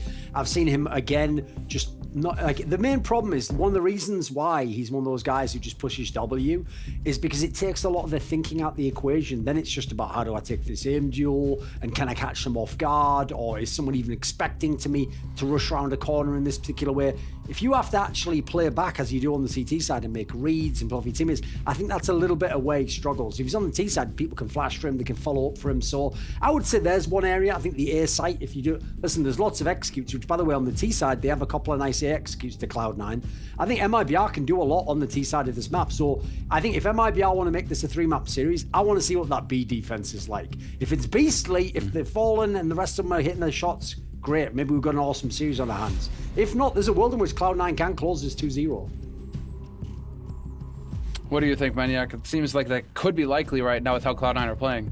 Yeah, 2-0 is definitely on the cards, and I'll flip over the equation and say, for me, MIBR, the secret is going to be the T side. At the moment, statistically speaking, they have the second worst T side of the entire event. 39% of the rounds won on the T side. It's really not enough. 61% of power play, 5v4 win. That's just not enough. And the problem is, a man that we mentioned on Overpass, Fur, who used to be or should be truly a magician on the T side. That's how he's supposed to be, creating space. If he doesn't come alive in that second map, that is going to be a gigantic issue, because we have seen MIBR do well in Inferno, but that was almost always through Fur, specifically on that A side, going middle, taking the duels, then long, taking some space. If he cannot do that, I don't see how MIBR is going to win up some rounds, because in terms of structured approach and structured pattern on the T side, it's being lackluster. And so Cloud9 need to achieve what right now, Thorin? What do they need to do? We talked about MIBR and how they need to focus on that B site. What would you like to see from Cloud9 to net a win here? We've got about 30 seconds left before we have to go to break. Just have a stable CT side. Doesn't even have to be a dominant one. Like I said, I actually enjoy watching this team when they're on the T side. They have a lot of executes. They even invent some that I haven't seen from other teams. They seem as though they do their homework. I believe TC and JT do their work in that regard. My problem with this team has always just been, I also feel like on occasions they suffer from a lack of firepower, somewhat akin to Dig in that sense, and so sometimes I feel as though they just can't hold certain positions that other players can. So I guess Floppy going ham on CT side would be a big win condition for them. Okay then, we're gonna keep an eye out for Floppy. Let's see what he's capable of going into this series. Are Cloud9 going to lock it down? Thank you for the analysis, guys. It's time to get into the action. We're taking a quick break, and Launders and Scrawny will take the mic from there.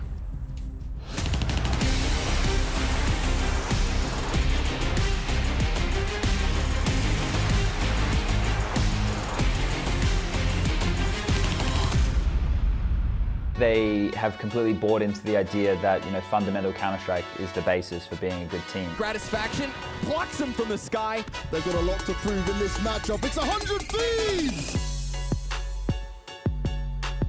We should be a contender to be in the top 5 teams. Internally, I feel like we're pretty hardworking. The Aussie lineup known for this crazy practice, known for the boot camps of what they can deliver. They have a very good base and understanding of how they want to approach the game as a team, and that's something that a lot of teams lack. They don't have an identity. Aaron, for example, he's always getting hyped up and cheering all of us on. I mean, me and Justin were pretty different people, I would say. He's a very quiet person in general. I'm probably a little bit more louder than him, but in game, I think we just have a respect for each other.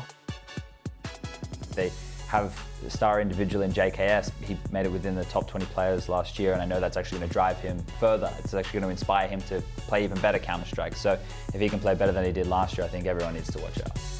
And he takes down Kenny, follows up onto Hunter. 3 frags from him. We met our goal last year of making the top 5, and we want to keep building upon that, and trophies is the next step. I think we had a lot of success last year, and I think we know what works for us in terms of practice and scheduling and stuff like that. So putting all that to use this year and only improving on that, I think we should only just do better.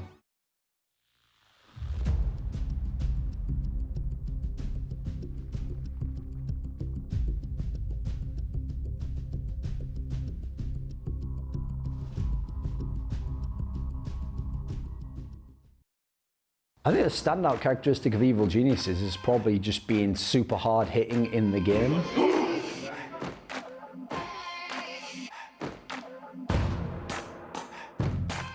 I would say dangerous, just because our potential and our peak is kind of unknown, so we can, play at an insane level. I actually think that they're probably top 2 or 3 team in the world in terms of raw skill across the squad, and they use that as their main strength. 9 seconds now. He makes for the jump, and Stanislaw, he nearly gets it, and he will eventually. I would say erratic is the word that best describes Evil Geniuses. Hype for sure. I think we just love that energy. I would say exciting, just because it's probably pretty exciting to watch us, just to see how we do. Who knows, if somebody wins a big round, then it might jump over the glass. He's now trying burst fire mixed in. He gets a headshot at the end. I think the most obvious player to look out for in EG is Breeze. He's just on another level right now, and he's constantly hitting shots, and he's always the danger man. He's always going ham, and he's always having sick games. But if he does well, that's almost always the barometer that the good EG is going to turn up and could maybe win the tournament. 10 seconds left, and he's going for the fight out in the open. Breeze will win it. I think we're definitely on course to reach that level that we reached last year, and we're hungry to reach it again. Top 4s on a consistent basis and reaching finals on a consistent basis. So for me, it's EG all the way. It's going blue all the way.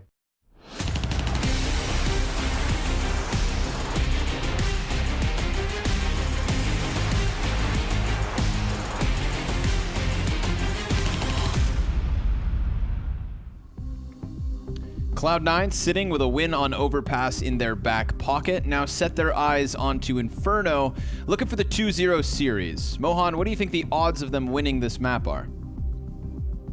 I think it's very high, actually. I think based on what we saw, Cloud9 CT side looking good, MIBR looking a bit cloudy, and despite all these great things for MIBR in the first half, Cloud9 still coming out ahead. I feel like you should feel pretty good about Cloud9 on their Inferno, and I think they're kind of, I'm invigorated by the interview that was given to talk about how they didn't want to pick it versus other teams, but they're excited to play it. They feel like it's very strong for them, and they're willing to pick it and leave it in versus MIBR instead of leaving it as a second phase ban. So all signs point to a 2-0 series. I think in terms of confidence, and 1-0 start will obviously help that out a lot. Cloud9, let's see what you can do. They got the CT side to start as well. Yeah, let's do it. Cloud9, 1 map away from getting themselves a spot in the finals.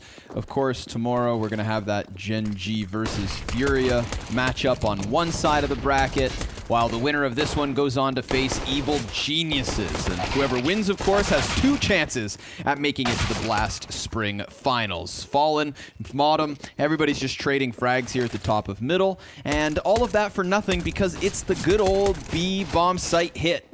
JT is going to confirm that all 3 Ts are in fact here, and his Molotov kind of sections them off, but they'll fight him through it, and they decide to plant under the cover of Fountain. Nice move there by Fur. Floppy couldn't actually stop it because of the fountain pillar itself, and even having a second player by Nubox completely limited his angles. Modem's the raid boss. He's got the Kevlar, the kit, and the USP. Both CTs on 100 HP, looking for the frags, but nobody can take them. It's 2 more headshots out of MIBR as they go ahead and pick up yet another pistol round win. Yeah, true. They're 3 for 3 so far on. Oh well, no, sorry. They're 2 and 1, but in the one pistol they did lose, they won the second round to follow, which is just as meaningful. So yeah, they've done great in terms of starts. They get the team ace here to kick things off. They force the buy out of Cloud9. They're going to go ahead and invest here into an MP9, a series of pistols, and a slight bit of utility. MIBR, it's not going to be a surprise to them, I'm sure. 3 MAC-10s to work with, made kits. And so they're in a position where they can make some money, and if they lose this round, they don't lose too many AKs as well. It's nice, 1 foot in the door, 1 foot out. 4 stack towards B. Will this be enough to lure MIBR? We know sometimes, even on this map, they've had trouble picking sites. Sometimes it's not clear exactly what the methodology is for how they decide what site to end on. But sometimes all that's required out of the CT is a little patience. True enough. They'll be patient at the B site as KNG just puffs his chest a bit. Sends a few 7.62s through the smoke. And then backs up a little bit. See if anybody actually tries to bite on the bait. All the while, poor Floppy. Just solo pit player with 4 Ts getting dangerously close. But they're going to go ahead and push. So the patience fades away. OC. Oh my goodness, that's dirty. Floppy actually gets a chance to tuck into the apartments, and now, yeah, Cloud9 have them completely wrapped. But I see them going to T-ramp, so it looks like they want to save. Well, that's kind of interesting. Taco in the window, no one here to squeeze him, and he'll get the kill on Floppy as well. Yeah, it really felt like Cloud9 were in a position to try to retake. As unlikely as that seemed, just that opening kill. They got another one as well. Taco's in a weird spot. I mean, they're just going to try to kill him. Yeah, he made the wrong move. He ran into the tunnels, and then you saw that moment where he turned back like, what have I done? Oh, JT, he's going to try to get these pit players out. Yeah. Sure enough, off the flash, but they're blind. That dink's going to be enough. He dies. Yeah, that's only 1 AK up. What a pretty great successful round from Cloud9. And they even played carefully to get the 1 kill on Banana as well. So yeah, relatively successful here. Nice shot from OC. Okay. I wonder if they can all hear all of the music that they're playing. Who has the kazoo? That definitely is, yeah. I know, right? Spot the kazoo. It's like that's just a lot of stimulus to find. I know. So not nearly as armor stimulating as some of the round. Counter-Strike. Upgraded, yeah. Upgraded back to the Deagles, I think. They'll retain the AK. Another scary round here for C9. Considering what they were able to do in the last with even less than this, yeah, agreed. It's no longer Floppy just sitting in pit all alone, however. They're not going to have that 4-man CT stack at the B site, and it could come back to cost them. Because KNG is looking to move past as the smoke fades, just clothesline Sonic. There's a player in the back of the bomb site, and they've found JT, so his days are limited. Taco's going to kill him. OC and Floppy still surviving, one of which has that AK, so you know that'll be saved for the next gun round. So far, MIBR 2 for 2 on correct reads for what site to go to. Last round, they decided to rock it back to A. That was correct. Open for it for the most part, and then over to B this time around, even though Cloud9 throw the exact same smokes. So they tried to throw some kind of a setup, but Mr. Fallen's not going to fall for that one. And it's a clean 3-0 start to kick things off, even though the economy's been kept relatively honest.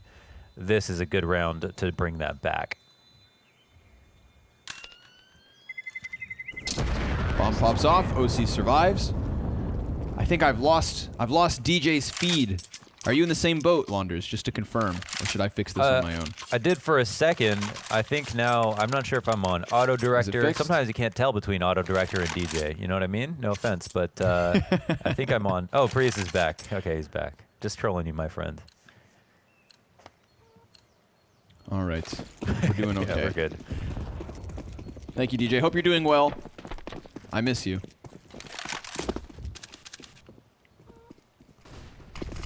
OC sees nothing.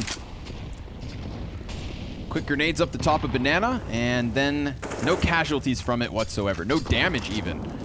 Until that last grenade, which only does 2 ticks of damage versus Taco, all of that utility did nothing. Yeah, true. Pretty solid start so far. It's kind of a ropey setup from the CT side, like 3 inside sighted B, far rotates from A, arch wide open. But yeah, MIBR, they take their time to figure out where they want to go, so not too scary. Oh, more scary for KNG. Holy smokes, does well to get 1. Yep, Sonic. Oh, that's a nearly bad a double, but denied. Yeah, Taco's going to punish that one. OC does catch a player in middle, but it is still the bomb and an escort working into the B site as they lost their 3rd player. This was an even 3v3, but OC, keeping his guard up, snipes down another. TRK trying to crouch around the smoke, going to lose his head, and it all falls on Taco. Fully blind as one floppy boy swings wide and takes Cloud9 onto the scoreboard. One thing that makes Cloud9 CD size obviously very strong is how good their flashbangs can be. That's something that helped them drag them back from the depths in the first half. Comeback on Overpass. And did Sonic get the player in the back when he spammed that smoke? I didn't see that actually. I couldn't tell you. He just I don't killed think so though. I thought he came up empty-handed. Yeah, he killed the first player, and then he dies in the same spot that he had his frag. You know, life's a cycle like that. It all comes back around. Beast. Top Banana comes at a price. They get the nades caught. It's basically, yeah, they get the nade damage in. They'll test it. They'll take advantage of the fact that no one's here right now. KNG pressed up. I wonder if MIBR want to run right into an execute. It's an interesting setup from Cloud9. Like, a lot of the nades left over are over at A, but these are good retakes. Retake grenades. See if they can do anything. Oh my goodness, JT left to dry. His teammate was throwing a grenade, and Floppy, well, he only gets the 1. So Fur upgrades guns, but check out the damage. I mean, with the nades that are left, they could just let MIBR fall into post-plant positions and then try to burn and blast them back, but because it's a 2 versus 4, because Cloud9 are so far removed, and because Cloud9 don't have much money left over, they're going to have to save this one. This is MIBR to a 4th round early on this T side. But don't forget the showing we had on Overpass. That map also was a flying start for the Brazilians and then fizzled out towards the end. It was nice to see that MIBR, they didn't smoke spawn and then went for that kill and the trades. And I think that really hurt Cloud9's setup because they wanted to try to spam, stay alive, maybe sacrifice 1 to do damage. But I don't think they wanted to commit 2 to dying. And leaving it open also got Floppy killed, even though he almost came in for the double trade. And yeah, so it was a nice attack from this perspective for MIBR. A good read on the setup of Cloud9. But the rotators can't come in if you don't have vision down Banana. You know, you don't give them a lot of time to get there. So 1 more trade from Floppy and a bit more time for the rotators, and we would have seen a retake. But we didn't. Instead, the double save, and that culminates in yet another bye here. Round 6 for the CTs. Expensive, but it's a good look for them. Poor JT. Oh, he walks forward into the flames. Didn't even look like he was on him. I'd love an aerial perspective of that one, because he just gets burnt to a crisp, the B site for free, and MIBR's offense is chewing through these first few rounds. 5-1, no doubt. Yeah, they look pretty good. They're getting these crazy entries. Ooh, and yeah, OC's now got a big target on his back and a timer on his head, and Taco will execute him for the bounty. MIBR 5-1. Cloud9 talk about things. Here, this is Watch him all on the left grenade of the damage, screen. right? Where's the fire? Oh, it's the one behind him. Okay, see, I was looking in front, and obviously so was he. I'm like, that Molotov's still like 3 feet away from him. But the one behind the sandbags burned forward. That's kind of unfair. Yeah, they even threw the second one. It sounded like there was potential it could spread. I think he was going to try to throw his grenade, maybe peek. But he was already so low at that point off the grenade damage. And would have been hard for him to do much more than get a kill. So MIBR bullying them at the top of mid, or the top of banana. Doing great, honestly. I feel like I can hear the Zoom call right now. Yeah, I think I can hear the Zoom call right now. So that could be... okay, Scrawny, I think he's going to take a break. Just me and you guys. What is the situation for Cloud9? Ooh, it is all red. Sonic and OC low as hell. Floppy in pit. Bomb's coming his side, but Fallen's trying to lock down these CTs, stop them from being able to move. And just one smoke. That'll feed into their fears that it's going to be a B. Their hopes, actually, that it's going to be a B play. However, now some information gained. CTs try to rotate, but it's a bit too late. Cloud9, they get fooled once again. MIBR doing a good job of picking the correct sites to hit, especially on these anti-ecos. I wonder, what did you guys think when we saw Overpass? Because it was so confusing to see such a strong start. Don't think I've ever seen anything like that. Fallen had such a good first half, but then the second half, they just out of their comfort zone. Like, what even really happened? It was hard to get a read on that. Now we look at MIBR now, and it makes it even more confusing. Like, well, there's still a really great team in there who seem like they're bringing fresh ideas to the table. Love that B exec. I wonder if that's something they took borrowed from Furia. If that's something they've been talking about, but that double setup in CT spawn called it out perfectly. 6-1 up for Those Brazilian MIBR. fans are a little too strong, dude. I don't know what happened there. They replaced me. They kicked me out of the server, kicked me off of the commentary. I thought about just walking away and leaving you alone, but I decided to come back to finish this one because I'm curious how far MIBR are going to take this T-side lead. 6-1 is pretty impressive, but they have now the CTs well equipped ahead of them, and that double sniper setup that has been a key piece for a lot of their matches is here in the 8th round. Yeah, good point. Take a look at the odds. Cloud9 slightly favored in the series still because, of course, they're up a map. And, yeah, similar scoreline to the first map as well. But a comeback for Cloud9 last time around, and the CT side already looks a bit better. Crush now at the top of brackets. At least the bomb is still here. Oh, blind shot through the smoke for OC. Just rude. And there's Modem playing on the other side of the flames. KNG walks back into his death. So Cloud9, second round on the board. Made possible by Floppy. He picks up that 2-piece. OC through the smoke. This was the double kill he got, quickly answering. And I think it was only Fallen to even find a frag. OC with the fadeaway. Look at this. Look at this cheeky Modem play. I think that the desk is actually pretty spot on discussing Modem, who at times can, either feed or can just destroy. Thorin making the point that he subscribes to Fur's philosophy of aggression. And I think that makes another really interesting matchup. Like, I love the Fallen and KNG versus Sonic/OC op combo. That quadruple sniper fight is really exciting to watch. And then you can get the same showing in Modem and Fur. So a lot of cool overlap between these teams. But right now the rounds overlap as MIBR still lead by 4. Yeah, there are definitely some interesting parallels there.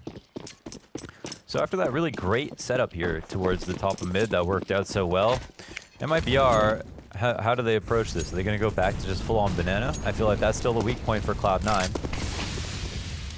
But MIBR don't like to, I don't think it's their calling style to simply just to be that predictable in a sense.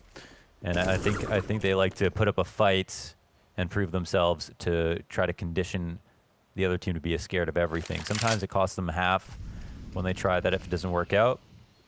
But of course, there is the upside of really dominating the half if it does work out, scaring the CTs quite a lot with the rotations. Here, grouped up towards halls. They're pushing on to B. And Modem up to Very bat. close to the balcony. Yep, he's going to get the first one. Headshot connects right away, falls down into the pit, and isn't traded. But remember, he doesn't have any teammates to help him, so this is all Modem all day. Floppy, again, a double kill towards the top of middle, and OC comes into fruition. So I'm already getting flashbacks to Overpass. If I didn't see Inferno in front of me, I would tell you that it was just the replay of the first map, because Cloud9, a couple convincing rounds, a growing economy, and a faltering MIBR, who are now relegated back to the Pistols. Indeed. But this is 2 rounds that MIBR go towards A. At least for Cloud9, yeah, the Pistols will allow them one more kind of free round potentially. But yeah, OC, Modem, Floppy, these guys are over on the A site. There's always a threat that MIBR go back to B if that's what they want to do next round. In this round, they'll try to kind of guise their intentions. Think about hitting out through halls once again. I don't know if it'll be through the same avenues, but it looks like Modem, yeah, he stepped up to the plate. We'll see if he gets a step home run. closer to the door. He's inside of the smokes. He's just trying to find a bit of vision, or maybe hoping they even move past, but he starts firing off randomly, trying to find a target, falling through the smoke, through the wall, through the head of Modem. That is unfortunate for the CT side. Bomb plant comes off of it. Double sniper on the retake. TRK's CZ serving up another frag. And that AK here still in the hands of Fallen. So this one didn't go too well for Cloud9. MIBR about to win with just the pistols. Unless this desperate retake attempt comes through. Floppy on the smoke. Burnt. And that's that. They call this one off. MIBR with a highway robbery. Yeah. Big round to take.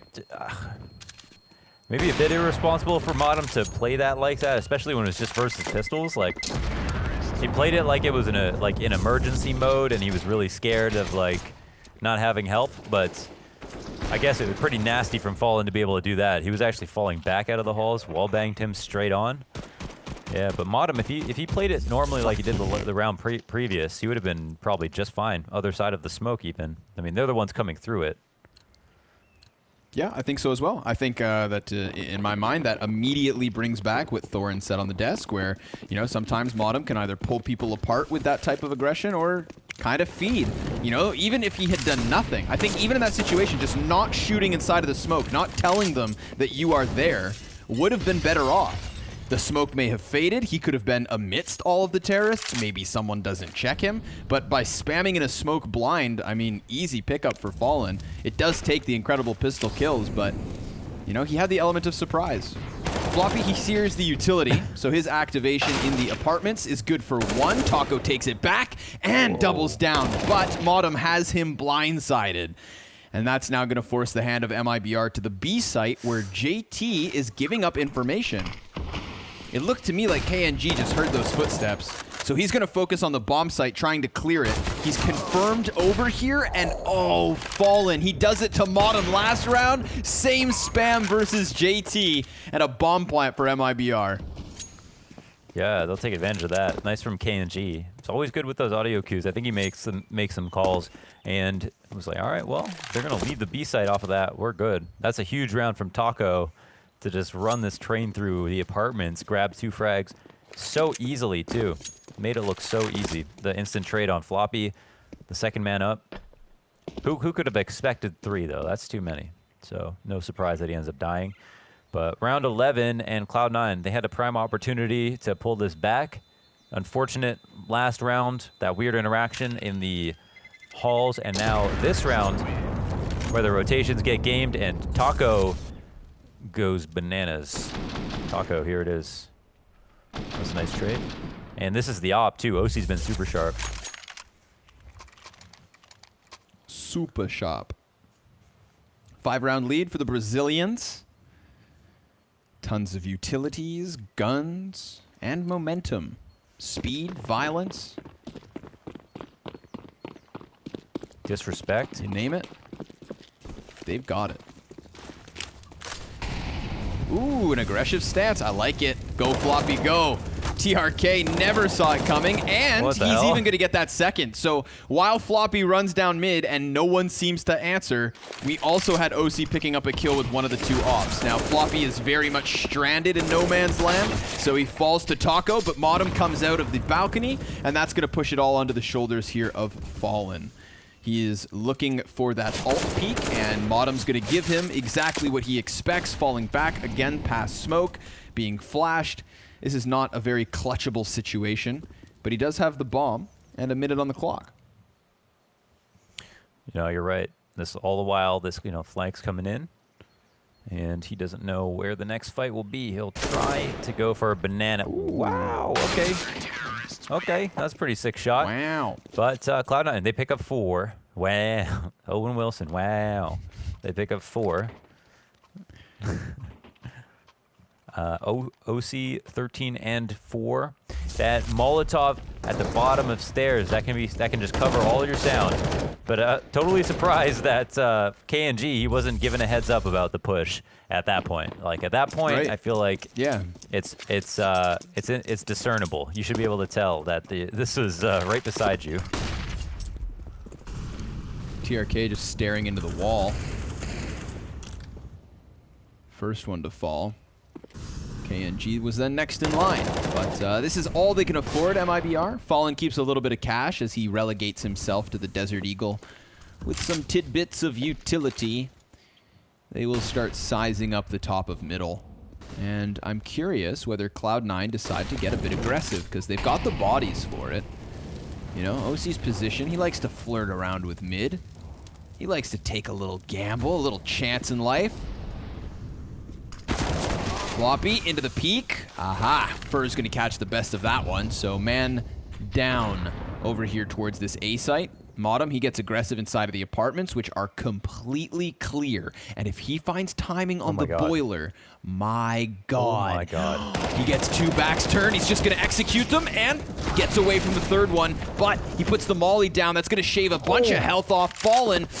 He's all that's left now. 1 versus 2. And he drops OC. Huge kill for Fallen, as that's going to enable the bomb plant and pushes him into the 1 versus 1 against Sonic. An op on 100 health versus Fallen in the back of the bomb site, just chilling. He is waiting for the killing to unfold in front of him, but now he starts to second guess himself. He's stutter stepping. He's moving the crosshair. He just saw the barrel. The barrel was on the screen, but he doesn't react, and Sonic's gonna pick this 5th round up for Cloud9.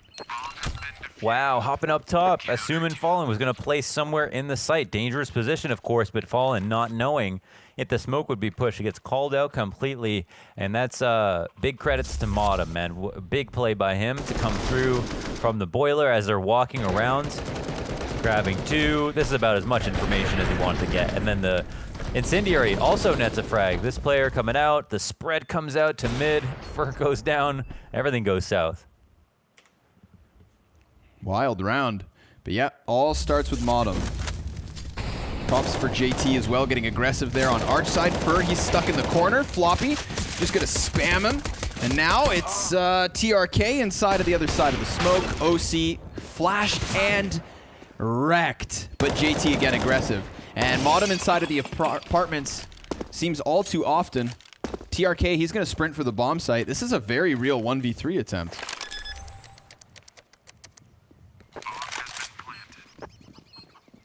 Ooh, and they're running in. They're not wasting any time. They're not trying to hide.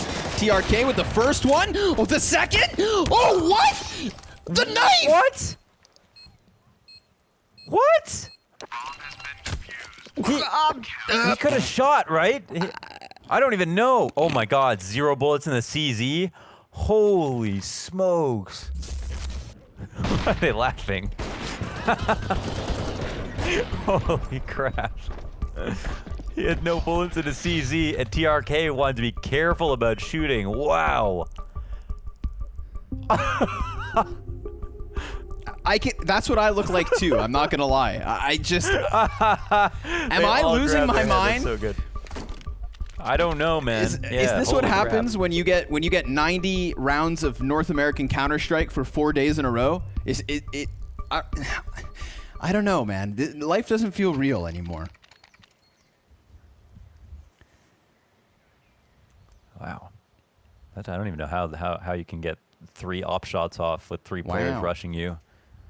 Almost got the third. Almost. But reasonable comeback so far. MIBR look decent. Reasonable comeback here as we move in around 15. Shades of Overpass, but like not quite as good. It feels like Cloud9 still like has some holes in their CT side. So some to be desired. Also, MIBR had some really cool rounds, I feel like, on this T side that we've seen. They've just, sometimes they just dismantle B, like no chance at all. But it's kind of interesting because they've just moved more towards A for some reason. I don't know why. Their B was super strong and they just gave it up. Trying to challenge OC instead. We've seen Modem with really great tempered aggression across this A site. Fallen has a kit blown over to him. Not going to be any use for him.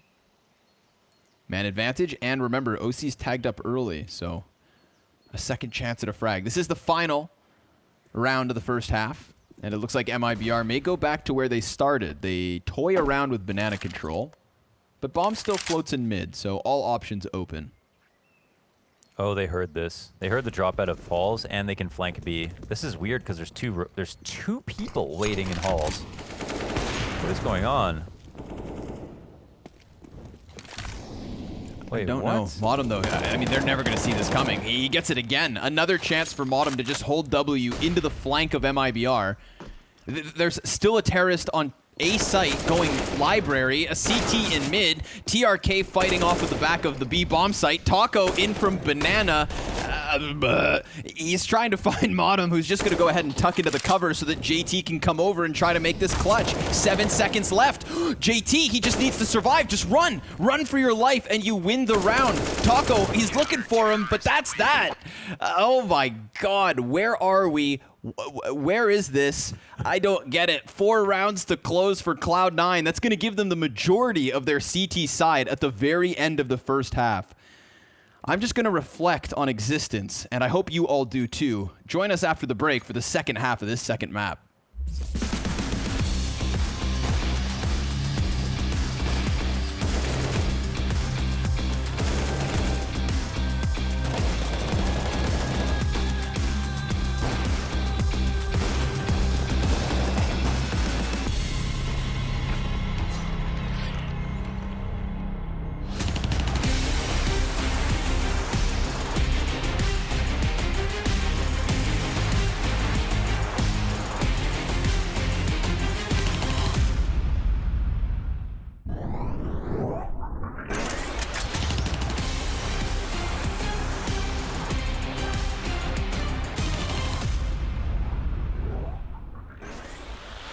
Holy shit, this spawn. First blood again. First blood. 2 kills. Yeah, can't be. Okay. Volume 1. Volume 1. Oh shit, I do have. Oh, what? Sir, bro. Look at this guy. Who is that? Alright, I got my volume up, boys. Guys, you guys. There's a guy camping T-Red. You're communicating. Okay, nice. 1 mini. Dead. Everyone just call out where you die to, so we can all just Secret. trade. Secret. Yeah, You're okay. Someone's This sitting guy's a in pussy. secret. 1 mini. Secret. 1 mini. Mini dead. Big rush. Get out of secret, you put. Oh shit, I'm dead. No. Wait, no Alright, way. cool. You're a main offer? Credit card. Dead, thank you. T-Red. Dead. Big. Don't come who No you're way I'm killing. lagging them. Device or whatever you call that. Zaiwu. I was. Mini. Zawo Hell. camping. Oh no, I'm dead. Oh, bro. Yeah, that's bugged. Gotta react Okay. faster. It's this. Delete the spot. Outside dead. City spawn dead. Okay, cool. Big. 1 mini. No way. Nice shot, man. You're mad. Look at this guy! Where am I supposed to go? Alright, you guys are f***ing weirdos. Yeah, shut up. Oh, Yeah, that's what I thought.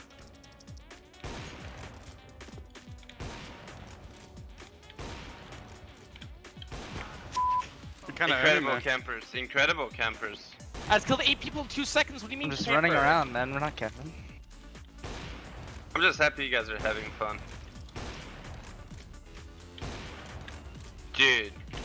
Dude! I'm just dying in the open. What? Camping T-Red. Yep, T-Red. Yep. That T-Red, baby. Yep. What do you want me to do? Run Nice across shot. the fucking map at you? Yeah! Come on, little pussy. Bro, I can't even. Yeah.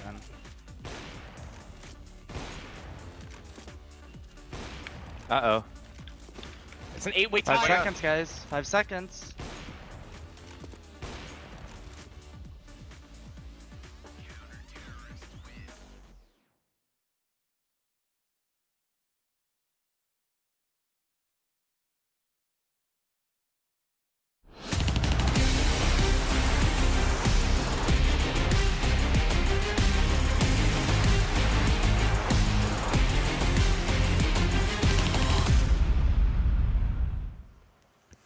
Welcome back, everybody, to North American Counter-Strike, where the points are made up and nothing really matters. We don't know what's going on sometimes between Cloud9 and MIBR, but we've gotten ourselves to this point, folks. A 1-round lead for the Brazilian team as they switch to the CT side, and at least it's been entertaining. That much I know for sure. So welcome to what could be the last half of tonight's broadcast. Could be, yeah. Look, overall, very, very nice half for Modem in general. One weird round by him, but in general, he's 15-7, 15-8 right now. And OC also was hitting a lot of good op shots. The T side will now be tested. I definitely, MIBR CT side is hot and cold. I don't know why. For as long as they played as legitimate tier 1 teams, they've never really been able to get a perfect CT side going. But we'll see if Cloud9 can exploit it. Oh, Fallen, he's just inside of the smoke, apparently. And Taco up from the graveyard with another headshot. Awesome hold here from MIBR. They just hid. They just hid and then hit them crisp headshot. Hit them crisp headshots. Hippity hop. And that's all they seem to need. Second stop. pistol. I can't. I don't know, man. I'm trying to keep it all together, but MIBR, they're doing well in the pistol rounds tonight. They are, yeah, they are. Three for 4, and in the 4th, they won the 2nd round. So overall, these early starts in both halves have been kind to them. Cloud9 winning a substantial number of rounds despite losing the pistols, though, even winning the first map despite that statistic. So not the end of the world. And yeah, they're just going to save up for next round because they didn't get the bomb plant. I feel like that was a very demo-based setup. You know, Fallen sitting in that particular part of the smoke. Feels like they were calling out the smoke in totality. I could see that. For sure. They're going to try to burst past the CTs here on short. TRK. MP9's going to go dry, but the sidearm's still handy. That's a 10th. 7 still for Cloud9, but a 3-round lead. As the defense looks to keep converting, that triple MP9 is what's held on to. Here's KNG also lending a hand with that sidearm, so not even really flustered there on the short side of A. Everything went well for the Brazilians, and now they're going to try to convert with the freebie. All the grenades and all the MP9s you could ask for. Yeah, it's a great way to get early damage in. Makes Banana quite scary in rounds like these. So, you know, the MP9s, they want to get close if possible. But Modem, he is not scared. Molly behind. Oh, interesting. Very particular way to use that smoke. Kind of opens up vision for him. Shoots Fallen in the head, but whoa, ouch. OC's down to 5 HP. Yeah, it's like all these nade sets just coming their way. Love the smithereens. And like you said, OC 5 health, so his job's not going to get any easier. Taco maybe wanting to just push through the smoke. Why not? little to lose and a lot to gain as they continuously cut the AKs out of the hands of Cloud9. Bo3's had a good game at 13 frags, 9 deaths. But he's just looking for something at this B site. Wants to crack it open. The trajectory of the smoke's going to tell him exactly what he needs to know. Aha! But again, low HP. Doesn't play to his advantage. JT's got the gun advantage, but Fur has the line of sight, reads him like a book, double AK upgrade. This is huge for MIBR. Not only keeping so many players alive so many rounds in a row, but those free AK upgrades replacing the MP9s, that's massive. Might have been good to hold off on some of the banana presence early on, considering how many nades they knew MIBR had over them and how few upgrades they had to make because of the last round. You're really inviting a lot of that aggressive banana control in, but not expecting it all the same. So now they'll go back on the Tech-9s, and ecos have been scary these days because the Tech-9s seem to be taking precedence over all of the CZs by a mile. Being very strong. Not quite the Tech-9 era. Now, huh? Yeah, really. It really is. It's not broken, and P250 is always so viable. KNG gonna get himself a little help from TRK, and there's Taco as well for KNG.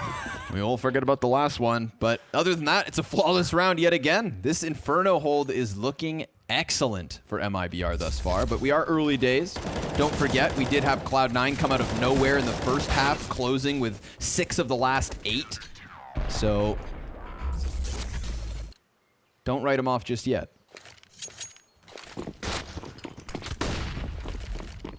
Totally. It's just the T-side question mark. KNG on the op. Even on nades. Trying to deny any B pushes just for the meantime. Ult will be scoured out first. TRK, whoa, he wants to fight, but does he? Does he actually? Fallen, peppered down to 60 health.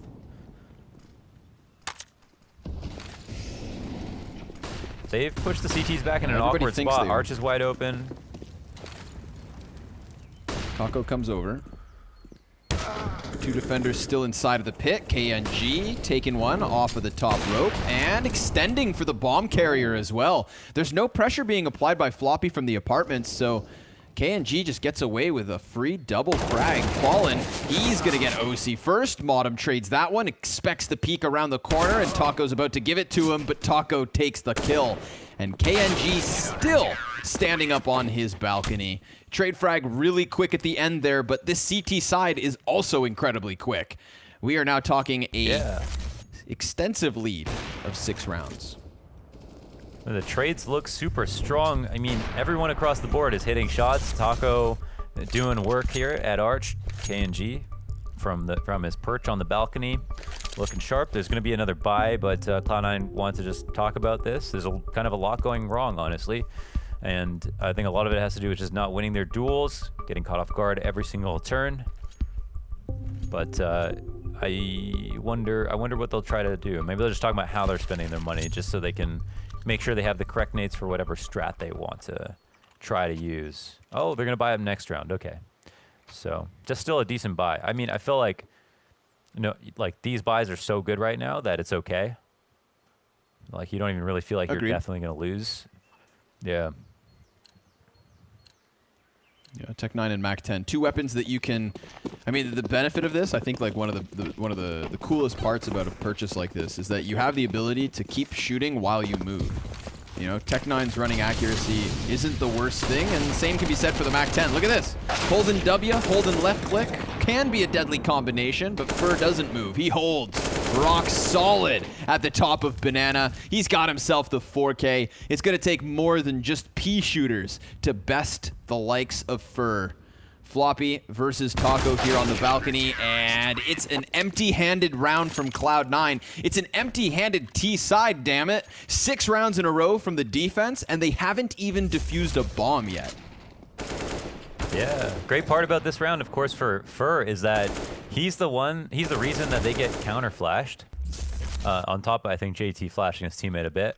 And then, yeah, he also gets all of the kills. So he saves his teammates and collects the frags. This is what Fur lives for, rounds like these. 7 of 14, MIBR. Well, I guess they could just wipe Cloud9 out and not give them a single chance, and it might be this round to decide that. Quick peek down mid. Aggressive banana control is what you want to see from the CT side, especially when you're up this many rounds with lots of nades to work with. Ooh, Bottom walking right into the barrel of Fallen. I mean, I didn't even see a flash or anything like that, so I think he just dry walked through a smoke to give up the 5v4. He was walking up, so the flash goes high and to the right from spawn, I think, and he's walking up, assuming they're still behind half wall to swing. We saw a very similar one that I'm sure you remember, but yeah, they take a small risk with a walkthrough. Oh my god, they're not gonna clear him. Taco. Oh my god. Ooh, he's gonna get 2 kills for the third. Fur and Fallen surviving. Fur's nearly at $16,000 in the bank. He could just fund this CT side on his own at this point. But I mean, a completely, totally flat T side coming out of Cloud9 right now. No, not even a bomb plant to talk about. And if it wasn't for MIBR kind of letting off the pedal a little bit towards the end of that CT side and giving them the 4 rounds in a row, this would be a 16-3 blowout by now.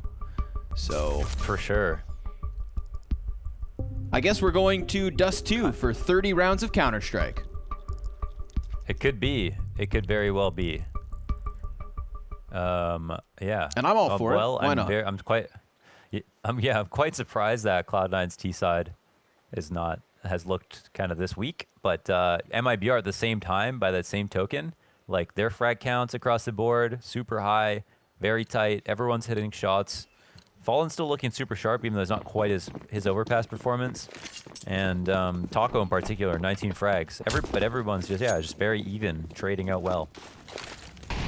Yeah, I would rather see this MIBR than the one where KNG goes so crazy in the first half of Train or Fallen on Overpass. Like, this looks like a consistent MIBR. You know, they can replicate the success round after round. Everything's going well. And yes, I think you touched on it nicely. Taco, 19 kills. When Taco's having a good game, MIBR is having a good game. Flash into the app, spots nothing. TRK ducks out. Sonic's going to take his place, though, getting real close. Off of the smoke grenade. He's playing with nades of his own. TRK not deciding to pull the trigger. He does after the fact, but falls right into Sonic. It looks like Cloud9 have broken through. They've lifted the curse. Finally getting around on the T side, unless Fur goes huge. 14K on this guy for holy smokes. Lots of money on lots of people. Any damage done is good here, so I mean, I don't know. Oh, okay. I think he's gonna, assuming they were all looking for him, was gonna like actually think about defusing. Okay, trade comes out, 7 rounds to go for Cloud9, MIBR. They just lose that opening duel from pit to top mid with that op. TRK kind of tries to play for himself in the smoke. A little bit of modem on that one, and ends up kind of missing out on some information, not getting a kill while he does it, not actually swapping positions in the halls. So, I don't know. I feel like people need to be a bit more choosy when they decide to smoke blind themselves when they're on the right side of the smoke.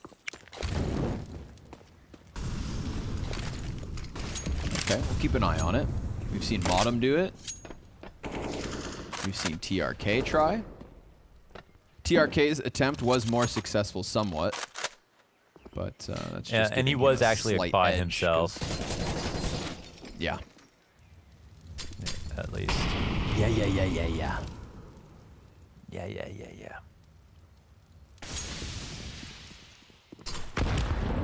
Ooh, ouch. Floppy.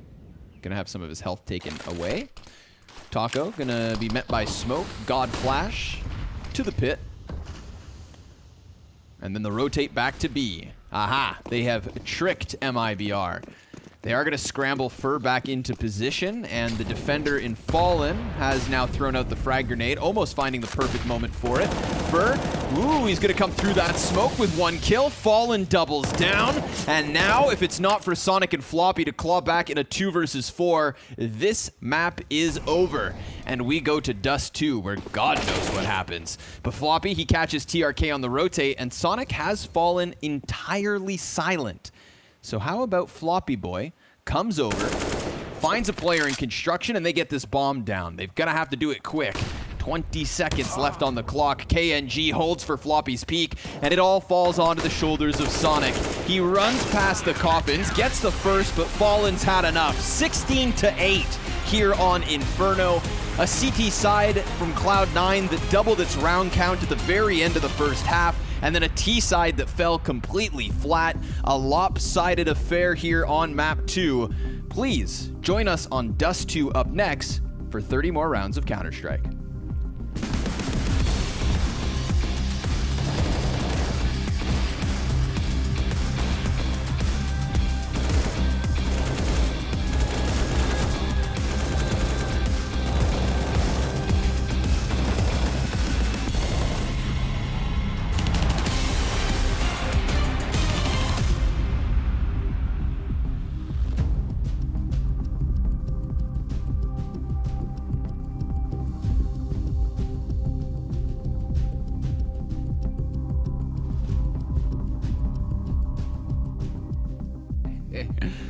You got to draw a line somewhere, I guess. Only good for that 1 week. NBK is going to be in for a bit of a tight time here. Nicely done. Point blank finds one, gets a second, a third, looking for it, and he gets the fourth as well. French CS. So they'll have to wait that one out. Clearly G2 looking to just split this B site at the 30-second mark, but a deke from JKS. And Kenny's gonna just have to hit some heads. He hanks for them, and it's just the first. He's able to fall back. He's got to put his weapon back together. And he will. It's a good time flashbang, but he knows the magazine's low. Now he's got the knife out. It's a stab onto Issa. Oh my God. And the headshot onto Volda. Hunter's gonna help him out from pit, so Alexi B is all alone in a 1 versus 5. Nobody gets out from porch. Nobody gets footing close to that site. And it all goes around Kenny S. Wow. Alexi, the 1-on-3, you'd think he's got no chance. One player back default, one in the pit. It's one of the most dangerous crossfires, even when you have 5 alive. Saw they struggled in that situation. Headshot through the wall. Alexi's out of the round. What a round from Kenny S, though. He's getting back around ramp. He needs clean kills, and he takes down Kenny. Follows up onto Hunter. 3 frags from him. Let's see if they can get out mid. Again, smoke spam. Great timing coming out of the CTs. OG throwing Alexi B forward, only able to grab another kill, but he's done such a great job. Oh, what? Nexa robs it back. 3 kills, but here comes Volda on the flank, hot on the heels of the mid play. 2v2, and he dodges the op. Kenny sprints into the B side. Yeah, wants to get some exits here. Ruin the ratio. Oh my God. He's gonna get them both. Oh, Kenny's gonna die to the bomb. So he's gotta come out with a wicked Kenny peek, and it's just gonna feed Volda. I mean, we say Mantu shouldn't get all 3, but Mantu also had 100 HP, and the door's open. Amanek gonna rush it. Whoa, his teammate it's not there. planted. 3 seconds. Cover that. There's no way. Amanek robs the round. Close the door. Has to form a miracle to be able to win that. Oh, Once but again, running into the blender versus Fur, Hunter, top of the hut. Finally. Oh, good trade comes out, but Nexa looks to pick up the pieces. 2 up versus 1. Alexi, only Mac 10 in hand. Better guns all over the place if he can find them. Don't know how close, though. And Kenny is now moving in for the kill. Interesting, though, to make it a 1v1. He drops off, and Alexi, he loves to take this fight. We saw how patient he was in this moment. Jax pops up behind him. Given the chance to.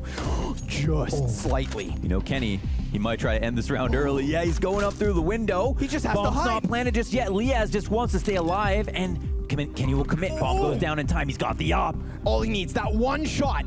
Kenny, he goes high. Up top.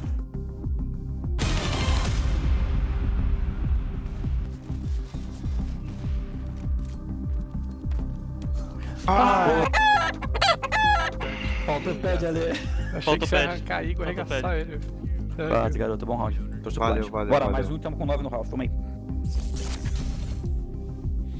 One more and we're back is right. MIBR come right back into this game on the second map and just take it by storm. Cloud9, it was a sunny day. They couldn't withstand the heat. They just cleared.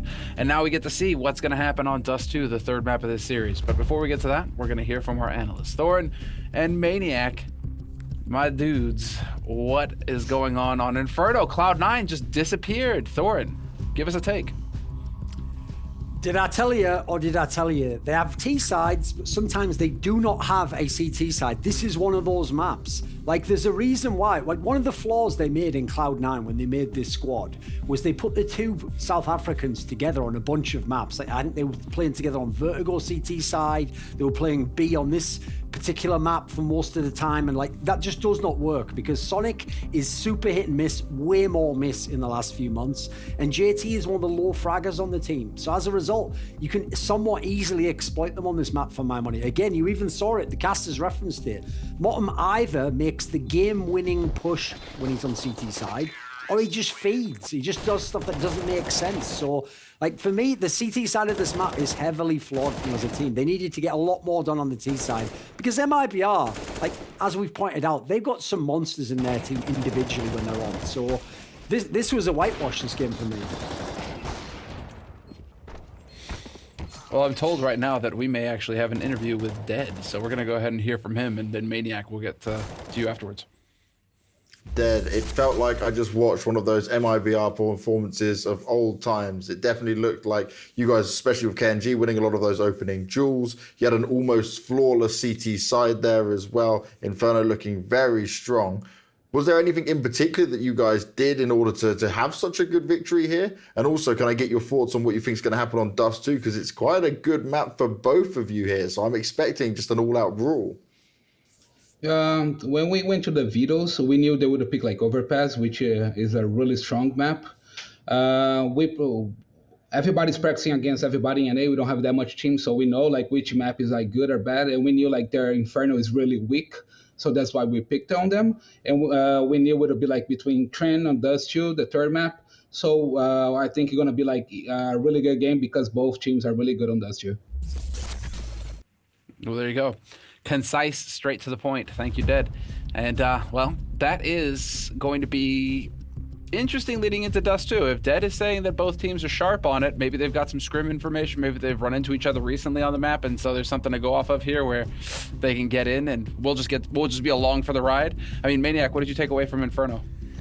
Well, one of the problems, I was just doing the math here, not to lie to you guys, but on the T side of Cloud9, they collectively had 17 kills. The whole T side of Cloud9, 17 kills and 5 players. They got absolutely destroyed everywhere they went. And I felt like it was very one-dimensional. It was very, you either hit the wall or you actually make it through. There was no nuance. They didn't try and play a bit, quiet and take some areas of the map and then control. It just felt like at the beginning of every round, they had an idea and they ran it. And that's it. It either works or it doesn't. And I agree with Duncan. I mean, I think they had accustomed us to better T side, but it just was so lackluster on Inferno. So let's put Inferno out of our minds then and move on to Dust2. Let's try and focus on the culmination of this series because it's all on the line now once again here in North America. It's been, a 3-mapper with Triumph, and now it's going to be a 3-mapper here with Cloud9. Are they going to be able to upset MIBR? I can take it. I'll jump in. Listen, I'm looking at a man here that we mentioned on Inferno that was a problem and that it is going to be pivotal for Cloud9 on Dust2. That's Sonic.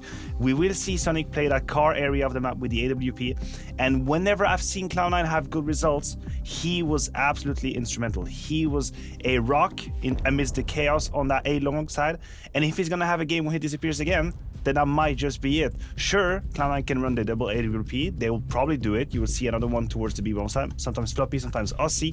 But Sonic will be the one that has to shine. It's okay to miss a map, but you cannot miss an entire series, and he needs to wake up for Dust2. The good news is this is a T-sided map. In theory, it plays to their strengths. The problem is, to pick up on what Maniac said about Inferno, that is a big concern I have for this map, which is this is a team that plays execute Counter-Strike, and that is very rare in modern Counter-Strike because it's so hard to pull off. You have to basically do it perfectly, and as he alluded to there, they don't play, funnily enough, the old Brazilian style. They don't take it back control and then make a read and then try and just take a favorable duel. They don't do that approach. So the guy I'm I'm looking for from MIBR here, who can win the series for them, is Fur on the CT side. Because if this guy picks the right times to push up, he is going to wreak absolute havoc on some of those setups for executes. And people will just be stood there with a flash out. They'll be in the lower dark area, and he'll be coming out from cat or long or something. So I expect MIBR to win this one. I think they've got their chances on Cloud9, but I think they've got the work cut out for them. All right, Maniac, what are you taking away from this one? I'll follow suit. I think MIBR have done enough. We know momentum based. We know how they can be. Strategically, I don't see Cloud9 really outweighing them in any way. We know how Dust2 plays out. Dust2 isn't really about creating some exotic stuff. The basics are pretty laid out. It's mostly about individual decisions. It's about timing. It's about surprising your opponent. And as Duncan said, if Cloud9 are going to play just following a formula, then MIBR can completely disrupt them. So I'm going to stick with MIBR. I think we're all going to be on the MIBR bus here, gentlemen. Just seems like once we're going to get down into Pressure Town, it's going to be very difficult for Cloud9 to hang with the Brazilians, and that the Brazilians, just the experience is going to play them out. This is our second match, or second, I'd say, semi-final here in the playoffs for North America, and we're about to get into the action. But before we can, we have to take a break. So we'll be right back, and we'll get into it right after that.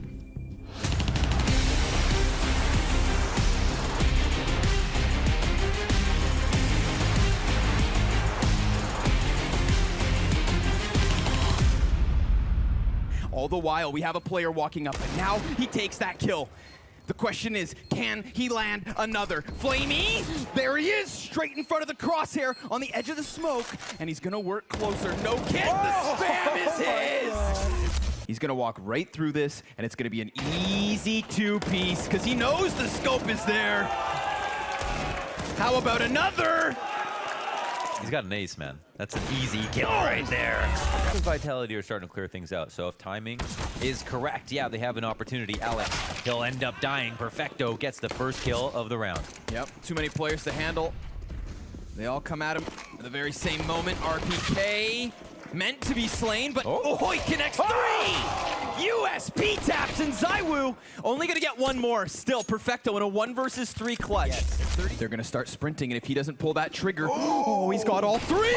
He sprays down the back two of the caboose and can't finish it, but my goodness, has he primed his team. But Flamey is his kryptonite again. RPK takes three! He didn't just do that! Magus is blind, and there's a chance. Zipnik falls in mid, but a double. 3 kills for Dupree, and a 4th on top. 5-0. Goes to middle. They know they are on catwalk. They're going to take the fight right away, and Config will land a parting headshot, taking down Device and Megan, and he'll follow it up, taking down Dupree. That's 3. That's a whole arm of the attack gone, and the follow-up is amazing. A quad. Yeah, just knowing that, because they know what Device is. He's been there all along, so that's amazing. Smoke goes up, and Dupree just trying to buy time. Device, he's making his way into middle, but he can't even just rush it. They don't know if someone's in there waiting for him with a rifle, so he can't just book it there immediately. Dupree has somehow wrapped around him with the Deagle, and he's tapping away and taking down Poison. And there comes Device with an M4 instead. I can't believe that Astralis are back in this in a 2-on-1 now. Obo alone, he's got 30 seconds, and he's picked up a Galil there. Not really sure that makes a big difference right now. I think that bomb plan is going to be what's really tricky. And he goes straight for it. Dupree almost catching him in the middle of it, but that at least gives him a little bit of space. He gets that headshot immediately. That's very quick. And now does he know? Device pretty much can only be at this angle. He's out in the open, so if he doesn't win this fight immediately, Device will take him down, but Obo will do it!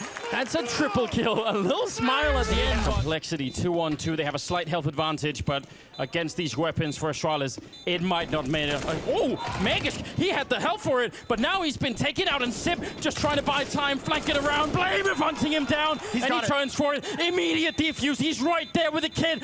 Oh my god, I can't believe it. 16 and 12. Complexity taking down Astralis 2.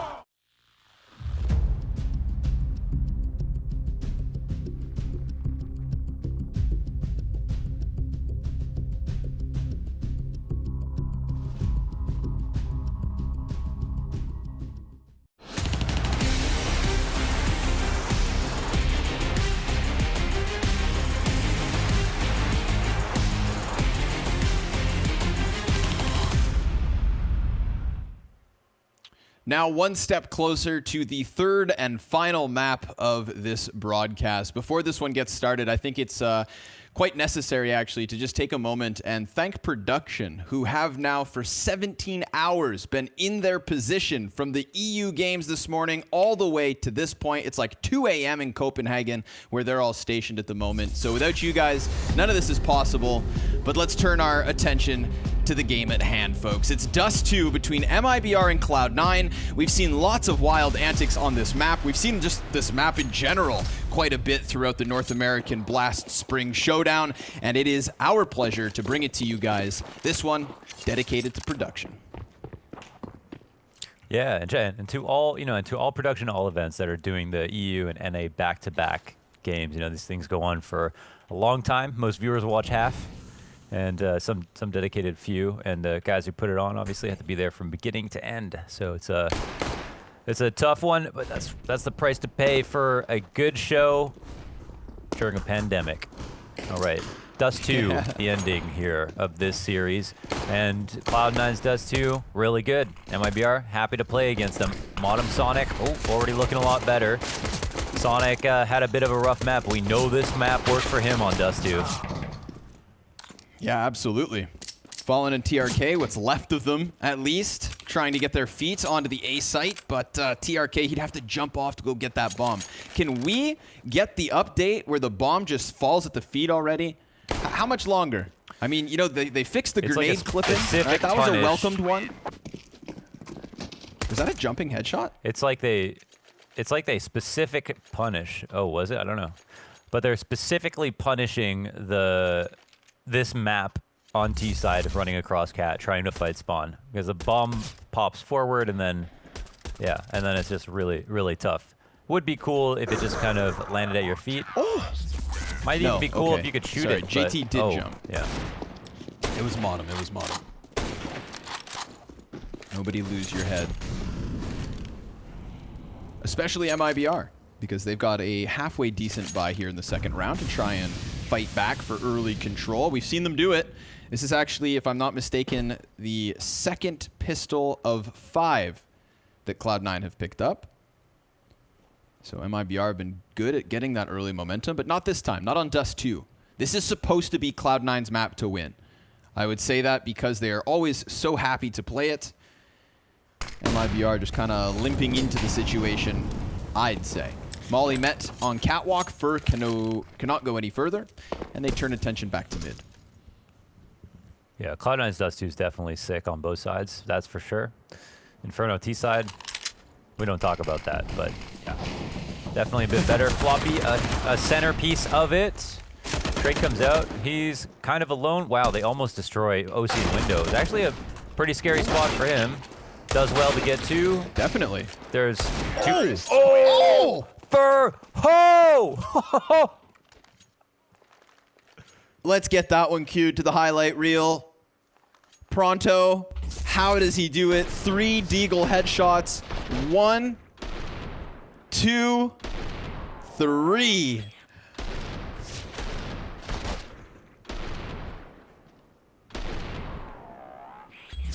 Oh. Wow. 17 hours deep, but that's what we get. What a cracker of a 3-piece. And MIBR, just like that, full control of the situation. AK-47s, AUG, FAMAS thrown over. KNG's going to make the most of the scope here, trying to find a line of sight to catwalk, but Cloud9 just 4 players over towards car on long. They're not going to have anything to find here in mid for the Brazilians. So that means every pistol round that MIBR have lost, they've still won the second round after it. True, yeah. Right, yeah, throw the stats out the window. Fur in with another double. He's gonna have Fallen lend a helping hand. JT's Deagle, good for the 1 kill. But there is still a Scout and a FAMAS to replace for MIBR, so maybe somebody goes and picks that up. Last man to be found will be Floppy. He's just sitting behind the car, cruising. Hanging around as MIBR double up here, 2-1. Last setup was a bit scary, honestly, with Floppy there in the middle of mid, because after they had dealt with Floppy, their window player OC, he was also responsible for B. And when he went to peek mid, it seemed like they were specifically ready for his spot, which was scary, even though they missed. And then, of course, they ended up winning off first. But yeah, MIBR seemed a bit weak from that perspective. Floppy gets hunted down. MIBR win round number 3. Moving to 4, and Cloud9 have to save double eco territory for them. Well, they've got 3K on OC and Sonic. Oh yeah, I'm assuming they just go right into the 2-op setup.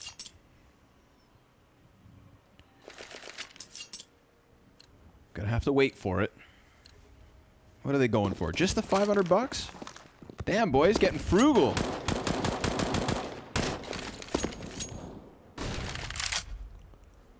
Yeah, they're eating out of their nade money for next round. For on the eco hunt. Don't turn from that. Thorin may be onto Don't turn something. from that.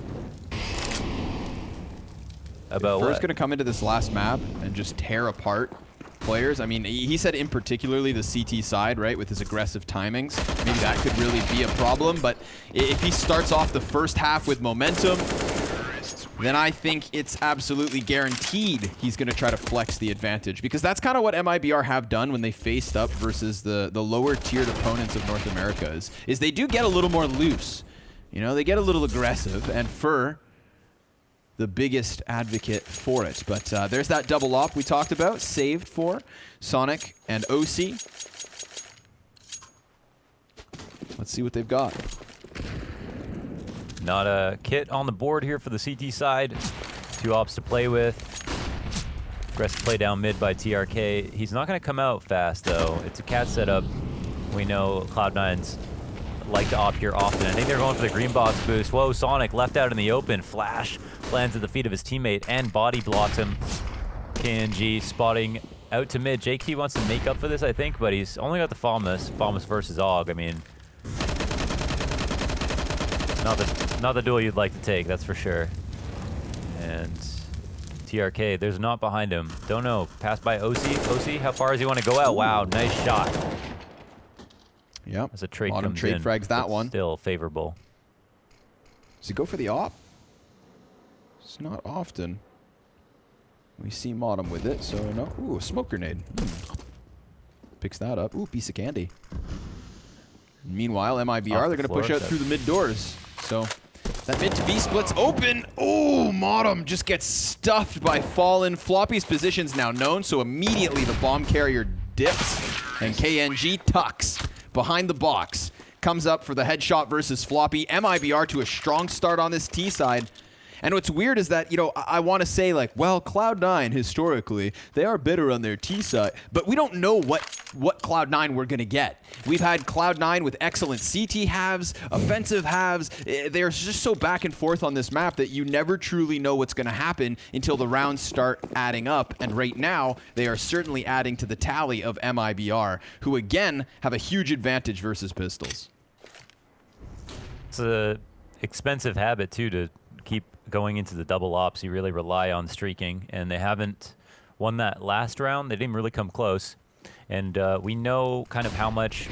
And I mean, yeah, you have an important point. You know, like it was Triumph was able to just destroy their CT side, but then they fixed stuff, and then when they fixed stuff, their T side sucked, and then you were like, wait, their T side was the good side, and now it looks like their CT side's back to troubled waters. So, and also MIBR's form. The only thing that's remained pretty consistent is their form, generally speaking, through this series has been good. It was just the second half of Overpass where, for some, it felt like the calling was off. But now that they're playing on a map, I think they're a bit happier with. Then, yeah, maybe this is just more of a boon for MIBR. It's a good rotation here, picking out of Long. They've been great at sussing out these anti-ecos and figuring out where the stacks are somehow. Definitely. And this round, another great example of it, because they will find nothing until they try to go for the CT cross. And if I was a gambling man, I wouldn't put too much money on JT's P250, even before he gets completely smoked off and 3 players for MIBR run over. Now, Fur is looking for something, and he gets a little something. JT, blinded, takes the frag. Pistols to the top of middle. This is the Og, of course. Once upon a time, saved by KNG. He's held onto this for quite a few rounds now. So that was worth its money. That's a relic. Yeah, he Counter definitely got his terrorists get it money's back. worth with that Auga. Tons of Yeah, spray yeah, downs cost here. him nothing, and here he is 4 rounds later, still whipping it around. Let's actually keep an eye on it. How long will that AUG specifically stay in play? For the moment, it just needs to be moved forward by OC. It was what, bought after round 1? Yeah, after the pistol, so that's round 2, 3, 4, 5, 6. It's been in play for 5 rounds, and the 6th round's coming up. It's like the sisterhood of traveling pants, this AUG. Soon we'll be asking, whose AUG is this at some point? It goes to Modem, okay? So AUG tracker is on Modem now. It's KNG, OC, Modem. This AUG has gotten around. Nothing wrong with that. As long as it's happy. Double ops here for OC and Sonic. Yeah, man. You gotta live a little. Take a pause. CT is going to talk this one over, look to smooth it out. But yeah, you did mention this is a very expensive habit, and they're going to go for it yet again. Double ops. Just like smoking, expensive, and kills. And kills, yeah. More beneficial for you to do the double op setup rather than smoke, which is good for them, for Cloud9, for Smoke 9. So now, so the thing is, it's just got so much value on both sides, on mid as well. You can literally triple op on this map and it would make sense. So OC into lower, but Fallen, well, he's picked up the part, and that was a chance for a collat KNG. Nice trade by him, chase that frag down. Modem looking for the opening. AUG comes into full effect. Great kill by here. But it dies to Fur down to 1 99 health. damage. A single point of health. The internal rage right now must just... If I'm Modem, I'm breaking something. Was it 99 and 1? Yep. Yep. That's Cirque. Yeah, what do you, Dale? Oh, okay. Was it Storage Wars? I want to say that's that guy. Yep. Yeah. Storage Wars for sure. It's also Cirque does it in the when we have those halftime warm-up deathmatch sessions, which I think essentially I think that's just like a commercial for Steel. It just makes me want to go watch his streams, honestly, when they're all walking around fighting on Nuke. It's good times. I really like those, actually. I saw one during the European matches where we had players walking around with breach charges from Danger Zone, but deathmatching on Overpass. What a hoot. Oh, wow. Yeah, they're like oddly hypnotic. Wow, the smoke actually worked out so well. Oh, the Molly, Fur. Where is he? Oh, is he the first one crossing? Yeah, he's good. They used that, like, they jumped up Cat and threw this mid to B smoke. And JT was just like, he was like already halfway rotating to just gamble stack B, so it was like, oh, perfect. Well, okay. That's it. Could have came down to an A-hole to split up here, retake from Floppy, 1v2 instead. It's just 2 CTs basically saving.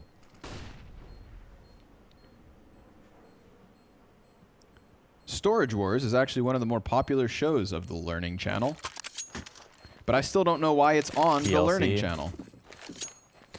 Dude, TLC is it's a farce. They're like the History Channel. Have you seen it with the History Channel? They just do like documentaries about UFOs and stuff. It's like, that's not even history. That's like the future. Ancient aliens. Answers that you never knew you needed. Yeah. You see this hieroglyphic Yeah, it's like an oxymoron. in the shape of a saucer. Yeah. You know, TLC, home of shows that are respectable, such as Honey Boo Boo. But, yeah, they are. I learned a lot of life lessons with that one. No, seriously. They're out of Octomom depth. or whatever. I mean, yeah, listen. that's so funny. Yeah. Yeah. Well, how do you want any of these shows to compete? We've got esports now. You know? Satellite television doesn't stand a chance. Yeah, true. Fun fact, I think Blast is on like, what was the number? Something ridiculous, like 200 million TV sets around the world. I probably embellished really hard right there, but it was some absurd number that they don't even talk about that much. And I was like, guys, why aren't you telling everybody this? This is like insane.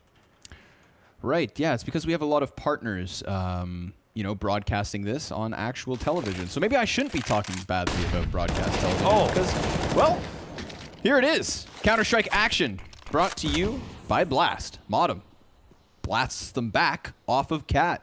Double kill. And a convincing one from Cloud9. Like, where has this been? You know, we've gotten to the point where we had to start talking about Honey Boo Boo just to get through these first 8 rounds. But now, it's Counter-Strike back on the menu thanks to Cloud9, just charging up the catwalk, and Modem's even gonna go one better.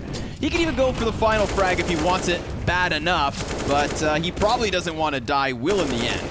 Taco gonna take him down and fight for a second, but he doesn't get that second kill. It's just the one casualty versus Cloud9 as they take their second round. Every game has been MIBR hot start, Cloud9 clawback in the later rounds of the first half. They figure stuff out every game, so I don't know. That last round was kind of weird. This round was just nice, like a couple of cool tactics, and I feel like Cloud9 do have cool tactics to find opening kills. On the CG side, good flashbangs, good pushes. And sometimes, I mean, they can just have like a stellar, outstanding CT half. So we'll go round by round. See what they have in store for us. It's a triple B setup. They have the op on Sonic on Cat. They've got a couple aggressive options going right now. It's a little scary for MIBR. But MIBR seem like really prepared for their Cat stuff, which I think is cool, except for that last round. Yeah, not so ready for that. Just jumping on each other's heads, doing gymnastics while Modem brings the heat. KNG, he wants a second player to peek with him or the flashbangs, but ooh, we get a little body block going on. Sonic starts to panic. JT seemed fine. Chill, bro. Here's Taco, posted. Ooh, Floppy. Gonna take him down immediately. This does call Fallen back into the top of the tunnels, but Cloud9 not trying to gamble away that push. Instead, immediately going over, taking a player towards middle, leaving B open for the taking, but they know Fallen's gonna be a bit timid about this because they could still be so close to him. Instead, OC left on mid, misses the shot and takes a bunch of damage. Now B is very susceptible because he's already lit and he's still alone. MIBR, they've got the long push going on. Modem's trying to get back some information. It's kind of good for the CT side, but yeah, this all comes down to timing now because they've got insurance in this late flank. And the double push off Cat would have been successful, it looks like. And now they're kind of forced into his site. This fake from Fur is just not going to do anything, it looks like. Oh, okay, they get that kill. All we need Don't is tell me Floppy they to get get a this kill. one. Oh my god. They can't plant, can they? Oh, my. They can. What the hell is going on?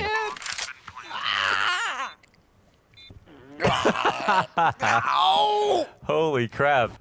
How did they get that? This is How did Fallen manage to dude. get both? I don't know. It's such a weird round because Fur's like, you know, he's like rubbing his hands together like, yeah, we got this, guys. I'm gonna mastermind this play. I got long control. They have to fall for this. Meanwhile, Cloud9 pushing off short. They get the kill on mid.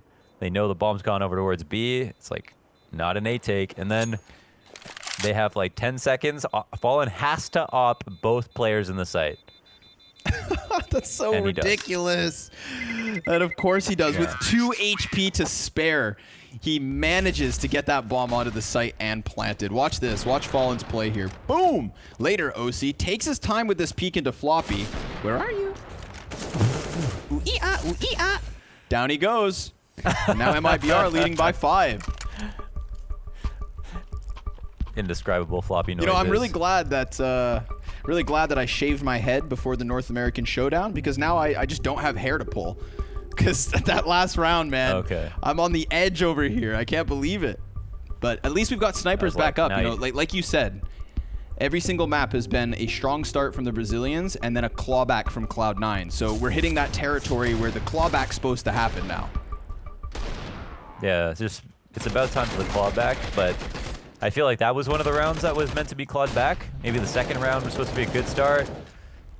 Sure. So far, kind of pretty good for MIBR. So maybe...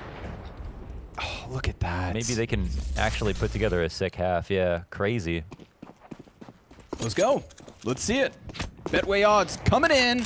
And we got MIBR favored, understandably. Both teams picking up their map picks.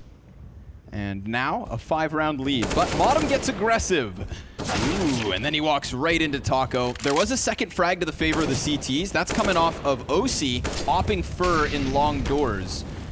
So, 3 versus 3. Double op setup still stagnant for Cloud9. Sonic's not really moving too much, but Floppy's on the flank. Ooh, I love this. I love this. Sonic actually throws the Molotov into lower tunnels so that Floppy could come in, because why would they Molotov it if Floppy's ready to make a move on it?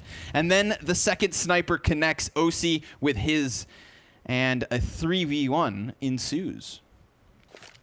Yeah, nice shout out on that push. Yeah, allowed Floppy to make some room for a kill. No one looking at him. Sonic gets a kill, and the claw back begins. Nice round from Sonic, OC, Floppy, whole squad, really. High fives all around. Only person not at the LAN house, I think, is Floppy. He's over at home. Yeah, he's at home, because his room's the coolest, so he can't move out.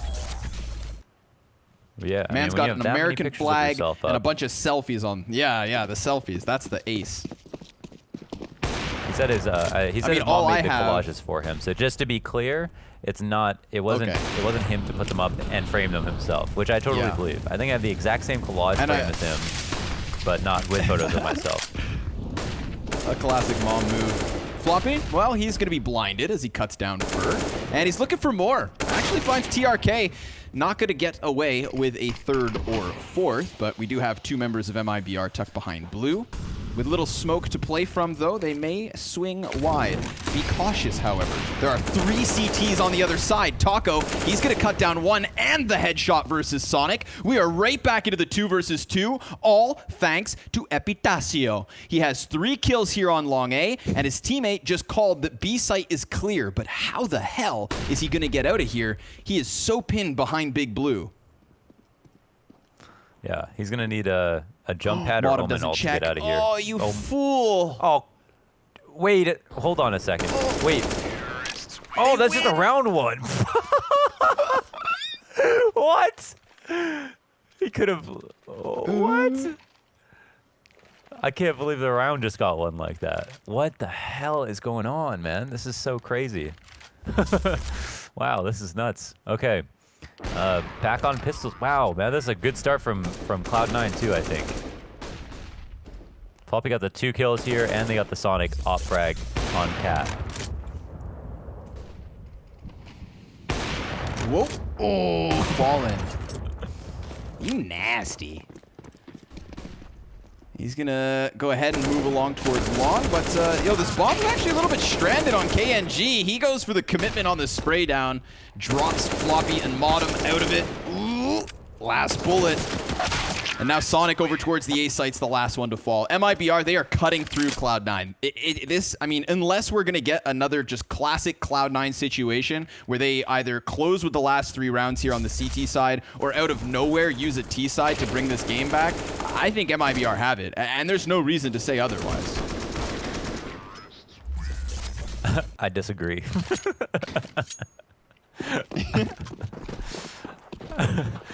Just for absolutely no reason. I just don't believe that. I don't really see MIBR have had good starts, but they don't necessarily close. It's a weird situation, but yeah. Okay. It's another good start. Up on the site, up here to watch the cross. OC free kill. Oh, and another one. Traffic jam. Come on, I would love to eat my words. I am a little hungry after all. I mean, I just don't. It's not even. I'm like not disagreeing with you on any basis. It's just that. How can we even You're predict? Just disagreeing. Right? Yeah, you can. No, it's just. Just like how can. There's really no good reason, cool. honestly. It's just later. It's.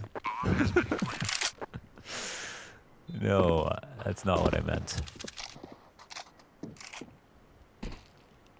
You can be wrong if you want to. It's your choice, really. You know what? I'd be happy to be wrong, not you. I'd be happier than you would be happy to be wrong, okay, my friend? Yeah, well, what if I'm happy about you being happier than me being happy, right? Yeah. That's what I thought. Smoke goes deep into the tunnels. Molotov over towards the plat. This is going to force Fallen's feet back into the bomb site. It's 2 quick, easy kills. OC can't even trade. He's trying to bait the op shot, but Fallen has ice in his veins, and Taco fire under his feet as he sprints out to mid, cuts down the last player from Cloud9, and keeps this lead a-rolling. 7 to the advantage of Cloud9. No economy left for them to come in with big buys. So, yeah, this is MIBR 12-3. Maybe. Yeah, maybe. Yeah, and that was like a round where they started off so well too with the cat play after shutting down all the players crossing cat with the 2 ops, the good flashes and everything, and then MIBR just rocked it back and it was perfect. Wow, maybe Cloud9 really are just out of gas here. Floppy inside B, but looks like a hold's coming his way, but he only got the deagle. We know he's so good at this position, but yeah, not a great gun. Not a great gun. Yeah. He's not set up for He's a great hold now. on the... Oh! Unless! What? That is unfathomable. He's going to have 3 more players coming at him. He's fired up, and he even gets the 3rd kill. Another deagle here from OC. Oh my goodness. Fallen. 1 versus 3, already surrounded, manages the first shot, and Modem guns him down. Let's get Floppy's perspective. Let's play it back 3 times, slow motion once. And wow, everybody, enjoy this. I'm going to put some selfies up of myself in my room. Oh. Wow, he just tried it too. Got to shoot your shot, I guess. Very nicely done. Now we're back in with guns. That's the kind of moment that Cloud9 are reminded, hey guys, we're not half bad at this video game. Let's close with a 5th round and take it back T-side. We'll see. They'll try their damnedest, that's for sure. And they have the 5 versus 4 to begin with. But JT's been spotted and dealt with. This opens up a huge route for MIBR if they want to just trudge along. And Amada, well, he's going to cut off the other side, so now they're boxed in. I mean, they could fight for A if they want it, but Cloud9 ready to receive. OC, he's going to get flashed. Sonic off of the box. Good counter utility coming out of Cloud9, and they have MIBR stuttering on the ramp. KNG to the top of the box. A second frag from Sonic to close. He gets a 4-piece here in the 15th round. Keep your eyes on the scoreboard. 5-10 as MIBR switch over to the defense. Join us after the break to see if Cloud9 keeps giving.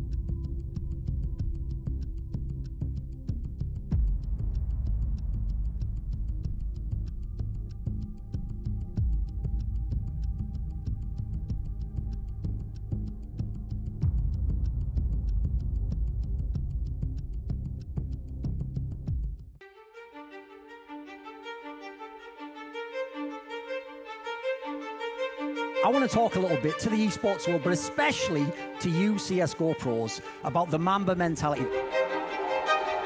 I'm sick and tired of some of the things, some of the talking points that are coming out of these pro players. Like people saying, oh, well, I won a major, so what is there left for me to accomplish? Think it through. 2 majors, 3 majors. How about being the best you can be? If you could win 5 majors, if you could set the record, go ahead and go for that. That's what the Mamba mentality is about. It's about pursuing greatness. It's about building a legacy for yourself. It's about actually trying to be the best you can be, whatever level you're on.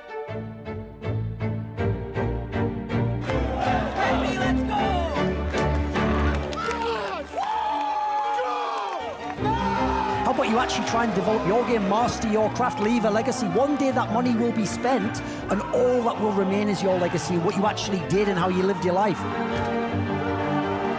How about competing to take what's yours for yours, so you can get that money, you can secure that career, they have something to look forward to in their lives. I die for people, oh man, will you live for yours? That's what I want to say, Mamba mentality, carpe diem.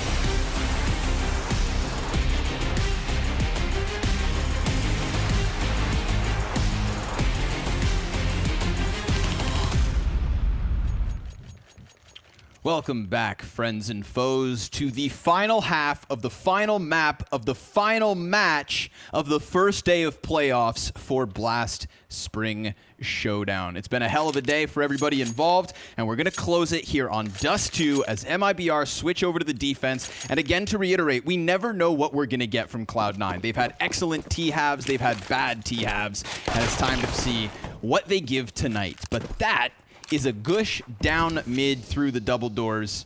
So a warning sign to Cloud9. MIBR have individually looked good on this third map.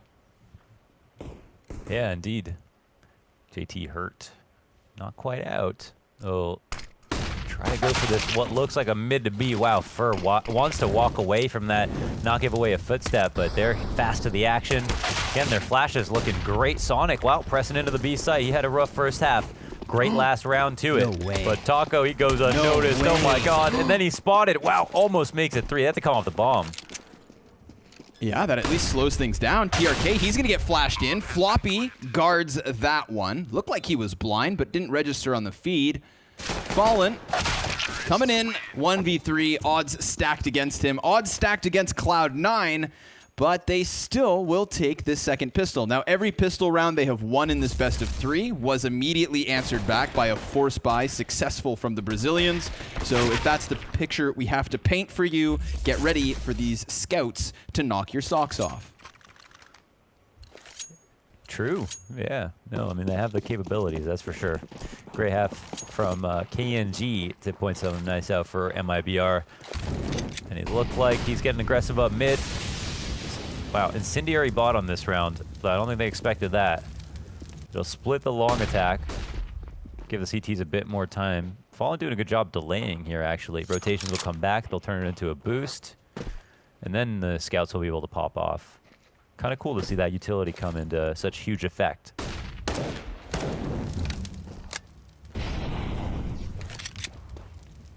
Start lighting cars on fire, but doesn't accomplish anything because there's no CTs behind it. So it fizzles out. Smoke goes down on the cross, and Floppy, well, he's looking for a Galil headshot, but instead he's met by KNG. So there's definitely headshots, but not the one Floppy wanted. At least Sonic does trade frag with the Galil. One of 3 rifles still being held by Cloud9. OC's AK catching Fallen here in middle. That's going to be one of the 2 scout players down. And now things start to look a little sketchy over on the B site. TRK is pinned behind the boxes, and he comes up empty-handed. Taco hot on their heels, and KNG could even cheat one over the top of the smoke. But now they know exactly where he's at, so they go through the window, never to be seen, as OC's 3-piece here in the conversion round. Finally, Cloud9 able to use the momentum from pistol. This is the first time of 3 pistol rounds that they have won in the series where they've actually converted the second round. Every other pistol they've lost, every other pistol besides the ones that they've lost, they've just lost the round to follow. Modem gets away with 3 HP on that frag, and we are within 3. It looks like another competitive match. And a nice opening here from MIBR, but they do what they can with the utility and tools, but it is limited, of course. Cloud9 take full advantage of that. Mid to B seemed to be the correct play, and it'll be another save here for MIBR. I'll upgrade a couple of pistols, but that's about it. Missed flash by Modem. Luckily, he's not met by too much resistance on long A. OC? I wouldn't go down there.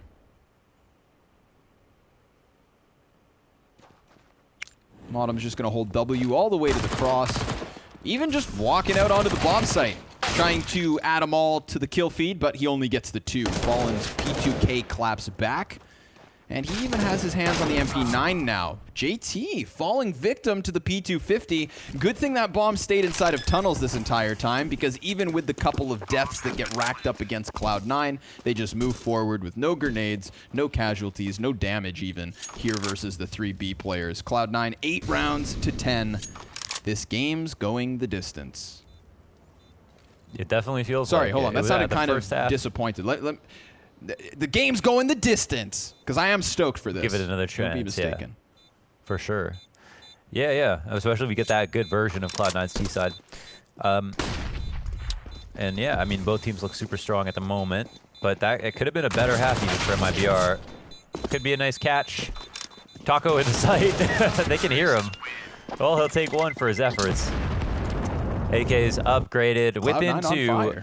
Money advantage towards Cloud9. Cloud9 on fire. Yeah, holy.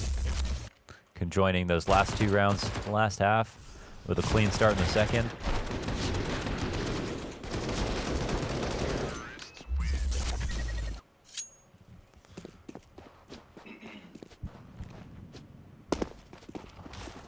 Two ops already here for MIBR. Again, oh my god, it's a situation that relies on streaks. Nice place to stop for Fur. That CT Molotov bounced off of the door. We're getting missed grenades, man. Modem missed a flashbang at the beginning of last round. CT's missed their molly that time. It's supposed to go on the doorway. They still pick up the kill, so they're not so far away from it. But still, man, we're starting to get into that realm of mistakes being made.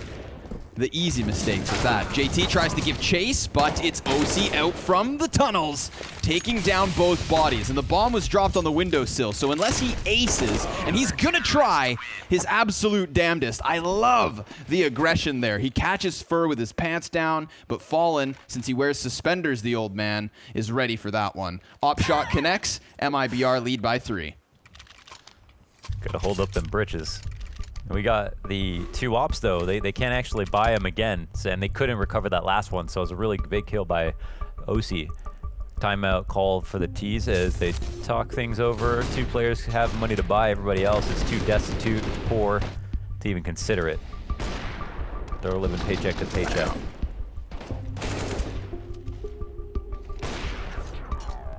Oh, okay.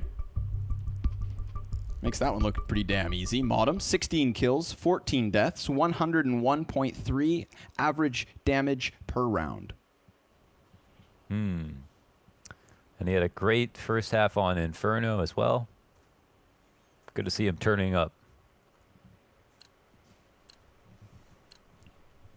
The 2 AK-47s, MAC-10, couple of pistols here, so Cloud9 affording what they can. But clearly the weapons favoring MIBR. And the momentum as well. Remember, still leading.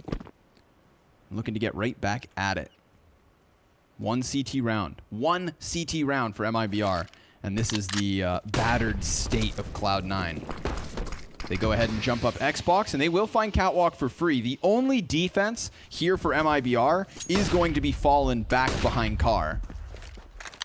He has KNG down in CT, but I'm curious to see if Cloud9 even really extend off of this. You know, cat control isn't everything. It's just a great start. Yeah, they're going. Yeah, it's a solid That's foundation. a commitment if I've ever seen one. Through. Well, they come through. Yeah, Fallen will have some pressure applied to him. They jump CT here. Yep. Oh, he's so blind. So damn blind. Great flashbangs coming out of OC. 2 assists on that one. And it's not even the big weapons that pick up the frags. It's the P250 and a MAC-10. But brought back by Fur. The counter-terrorist's going to try this. It's so difficult to get up from CT spawn. And at any moment, we could have TRK over towards long get compromised. So he's going to come join them. It looks like they're trying their damnedest. Taco and Fur caught in that danger zone. Clamped down upon by the players here on Catwalk. TRK, clutch attempt in the 1 versus 3. Frag grenades deep. A little bit of damage versus JT, but he's now seen the man come up from spawn and can't manage anything further. Floppy hanging on to some grenades. Cloud9 closing the gap. 11 rounds to 9. This is where it kind of works for Cloud9, where they have such great flash tactics that I can take any round really over the line, especially on Dust2. It just doesn't get more complicated than that. Cat control established.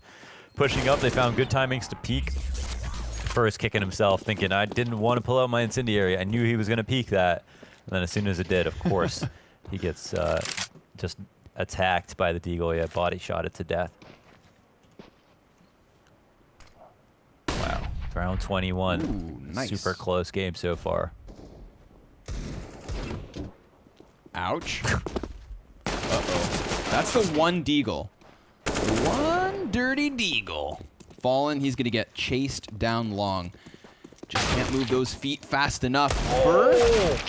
Oh my god, he's looking for another one. I mean, he's trying to one-up Floppy on the Deeg. KNG USP kill. He now has an AK-47. And 2 of these CTs can come up from Catwalk while Fur, at any given moment, could walk through the smoke and just smash Cloud9 from behind. He hears the bomb plant. Oh, and he walks out, but he drops. KNG actually burns OC. Wild spray from JT. And MIBR win a round they have no business taking. That is a blunder from Cloud9. We're talking 1 Deagle and I think 1 P250. Vanilla pistols for the rest of the Brazilians, and they get it over the line. A 3-piece for KNG, thanks to the AK he picks up. Yeah, makes him some ground for that op round that Fallen got flashed off versus the cat play. Here, Fur hits these 2 disgusting Deagle kills, and KNG gets all 3 of the rest. JT, yeah, so close to actually winning that, but through the Molotov and all the pressure, he couldn't find the spray down, and MIBR just a little bit. Whoa.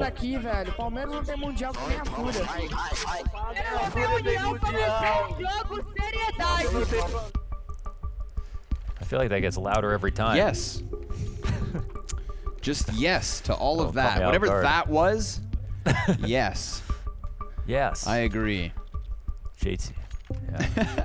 Yes. All right, JT can afford the purchase. Yeah, everyone's going to indulge. T-timeout just to make sure, I guess.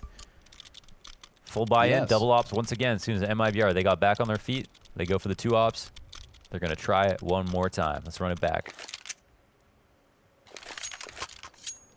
Little pistol swap. KNG gets the Deagle before this one goes live. Here we go. Round 22, Betway odds coming in hot. MIBR still favored as they clearly hang on to their 3-round lead. Aggression out of Fur. Ooh, second headshot, and there's KNG's op. Not able to get him a double, but still an excellent position for MIBR to be in. And I mean, a commitment to the B site, so predictable, but honestly, they're that desperate, and they walk straight into Taco. Easy hold from the platform. MIBR now 3 away from winning on Dust. Dude, Fur is nuts right now, man. Yeah, holy. He's only at 18, but he's clearly the best player of the half. These the Eagles kills that he's gotten. He's rifle frags. Yeah, he did. Yeah, he said running rampant here on CT side. He's just mowing them down, basically. They're not able to get in their comfort zone. Denying them before they get cat control. It's always a good remedy.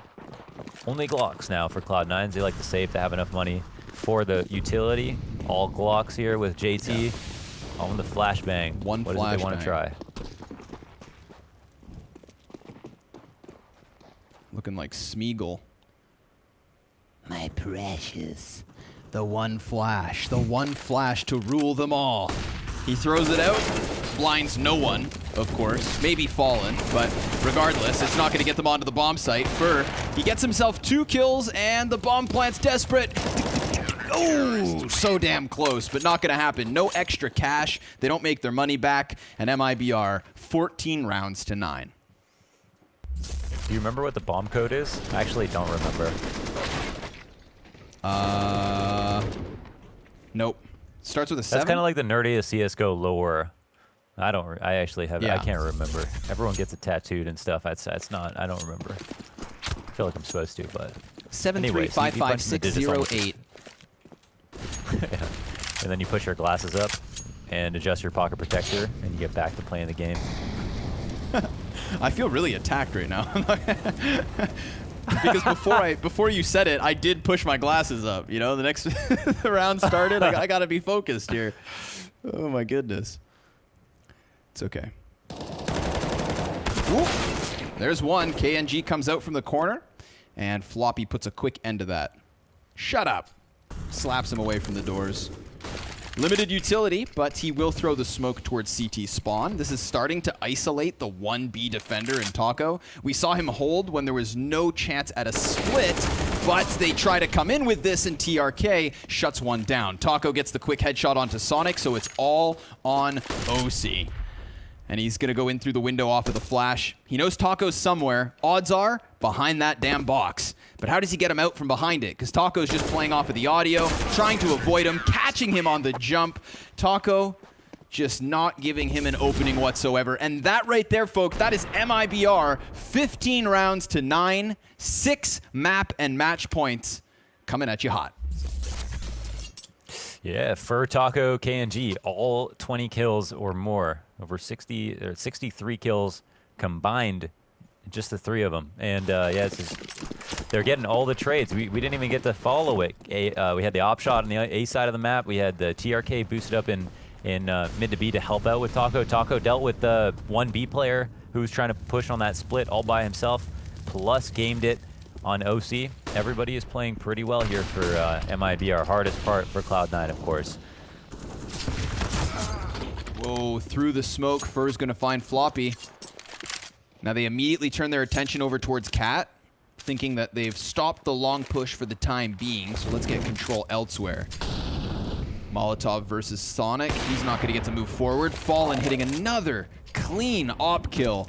And I mean, while Fallen's op has been fantastic, Fur's tempered aggression's on point. KNG's constantly finding impact in these rounds, and it's just been too much to handle. So now MIBR 2 kills away. It's all on OC, and he falls. The Brazilians making it through with the resilience. After Inferno, I thought to myself, maybe, just maybe, Cloud9 were gonna bring this on Dust, but no sir. They have it in the bag. And there was a world on this second map, or excuse me, third map as well, where with the T-side runaway from Cloud9 is real, but the CT stuffed it out, a 16-9 final score, and that means that we do have both MIBR and Furia in the top 4 of this tournament. 3 of the teams going through to the actual spring finals, and of course those finalists are Evil Geniuses versus MIBR tomorrow, along with Furia and Gen G. Awesome games of Counter-Strike coming up, but we're just gonna throw this one over to Semler, who will close the show quickly so production can get some sleep. Hey, there we have it. The conclusion of the series. And unfortunately, today was not the day for the underdogs in North America. They took it to 3 maps. They put up one hell of a fight, but today it is going to be the veterans a little bit longer in the tooth who are going to be taking the series, much to Moses' chagrin. So, Moses, you can go stuff it. Good luck with your predictions tomorrow, mate. We're back on board. And now I'm going to say, essentially, good night. I think that's going to be the plan here. We're going to say good night, and we're going to say we'll see you tomorrow morning, because we will be back bright and early in Europe for the European matches. We'll have the semifinals in the playoff bracket, and we will have the finals from North America. So until then, guys, get some rest, or if you're in North America, have a wonderful day, and we'll see you then.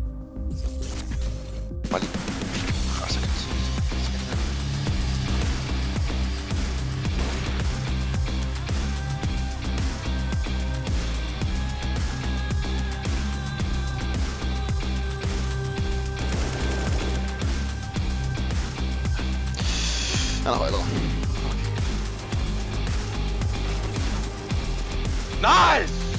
Ooh.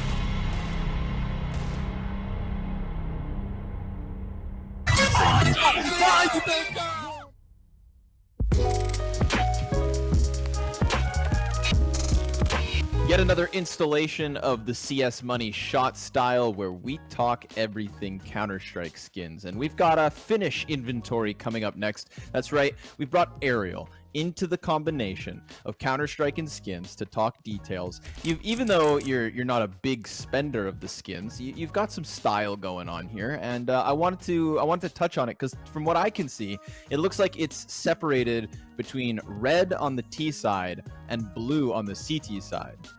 Am I onto something there? Yeah. Yeah, I like blue at least. I'm not sure about the red. Like I have some red skins, but I don't like red color that much. But blue, okay. I really like. Cool, sick. Now, look, there's one skin that really sticks out to me because it's for a weapon that not everybody's actually using yet. We've seen more and more players, I think, starting to come around to the M4A1S, the silence version M4, and I think that you've got a really slick skin for that, the Nightmare, and it's stat track. Am I right? It's stat track, and I think it's the only skin that I've bought myself. Very nice. Yeah, because I really like M4 silencer, so I want to have the best skin or the most beautiful skin there. Blue color is nice.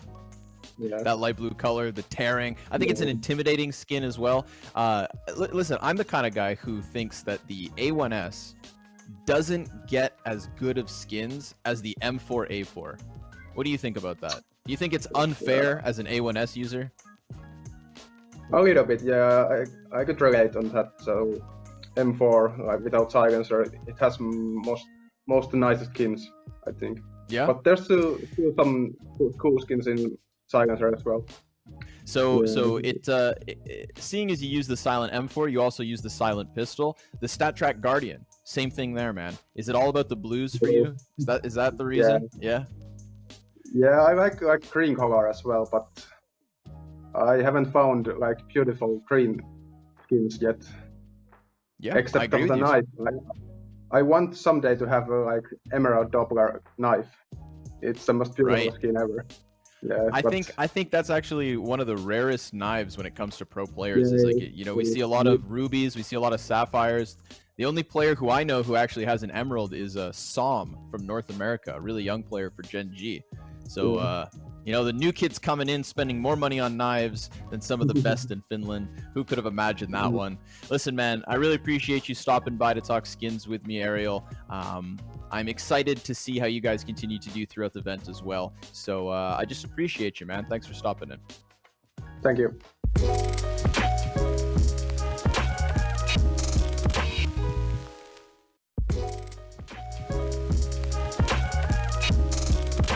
Yet another installation of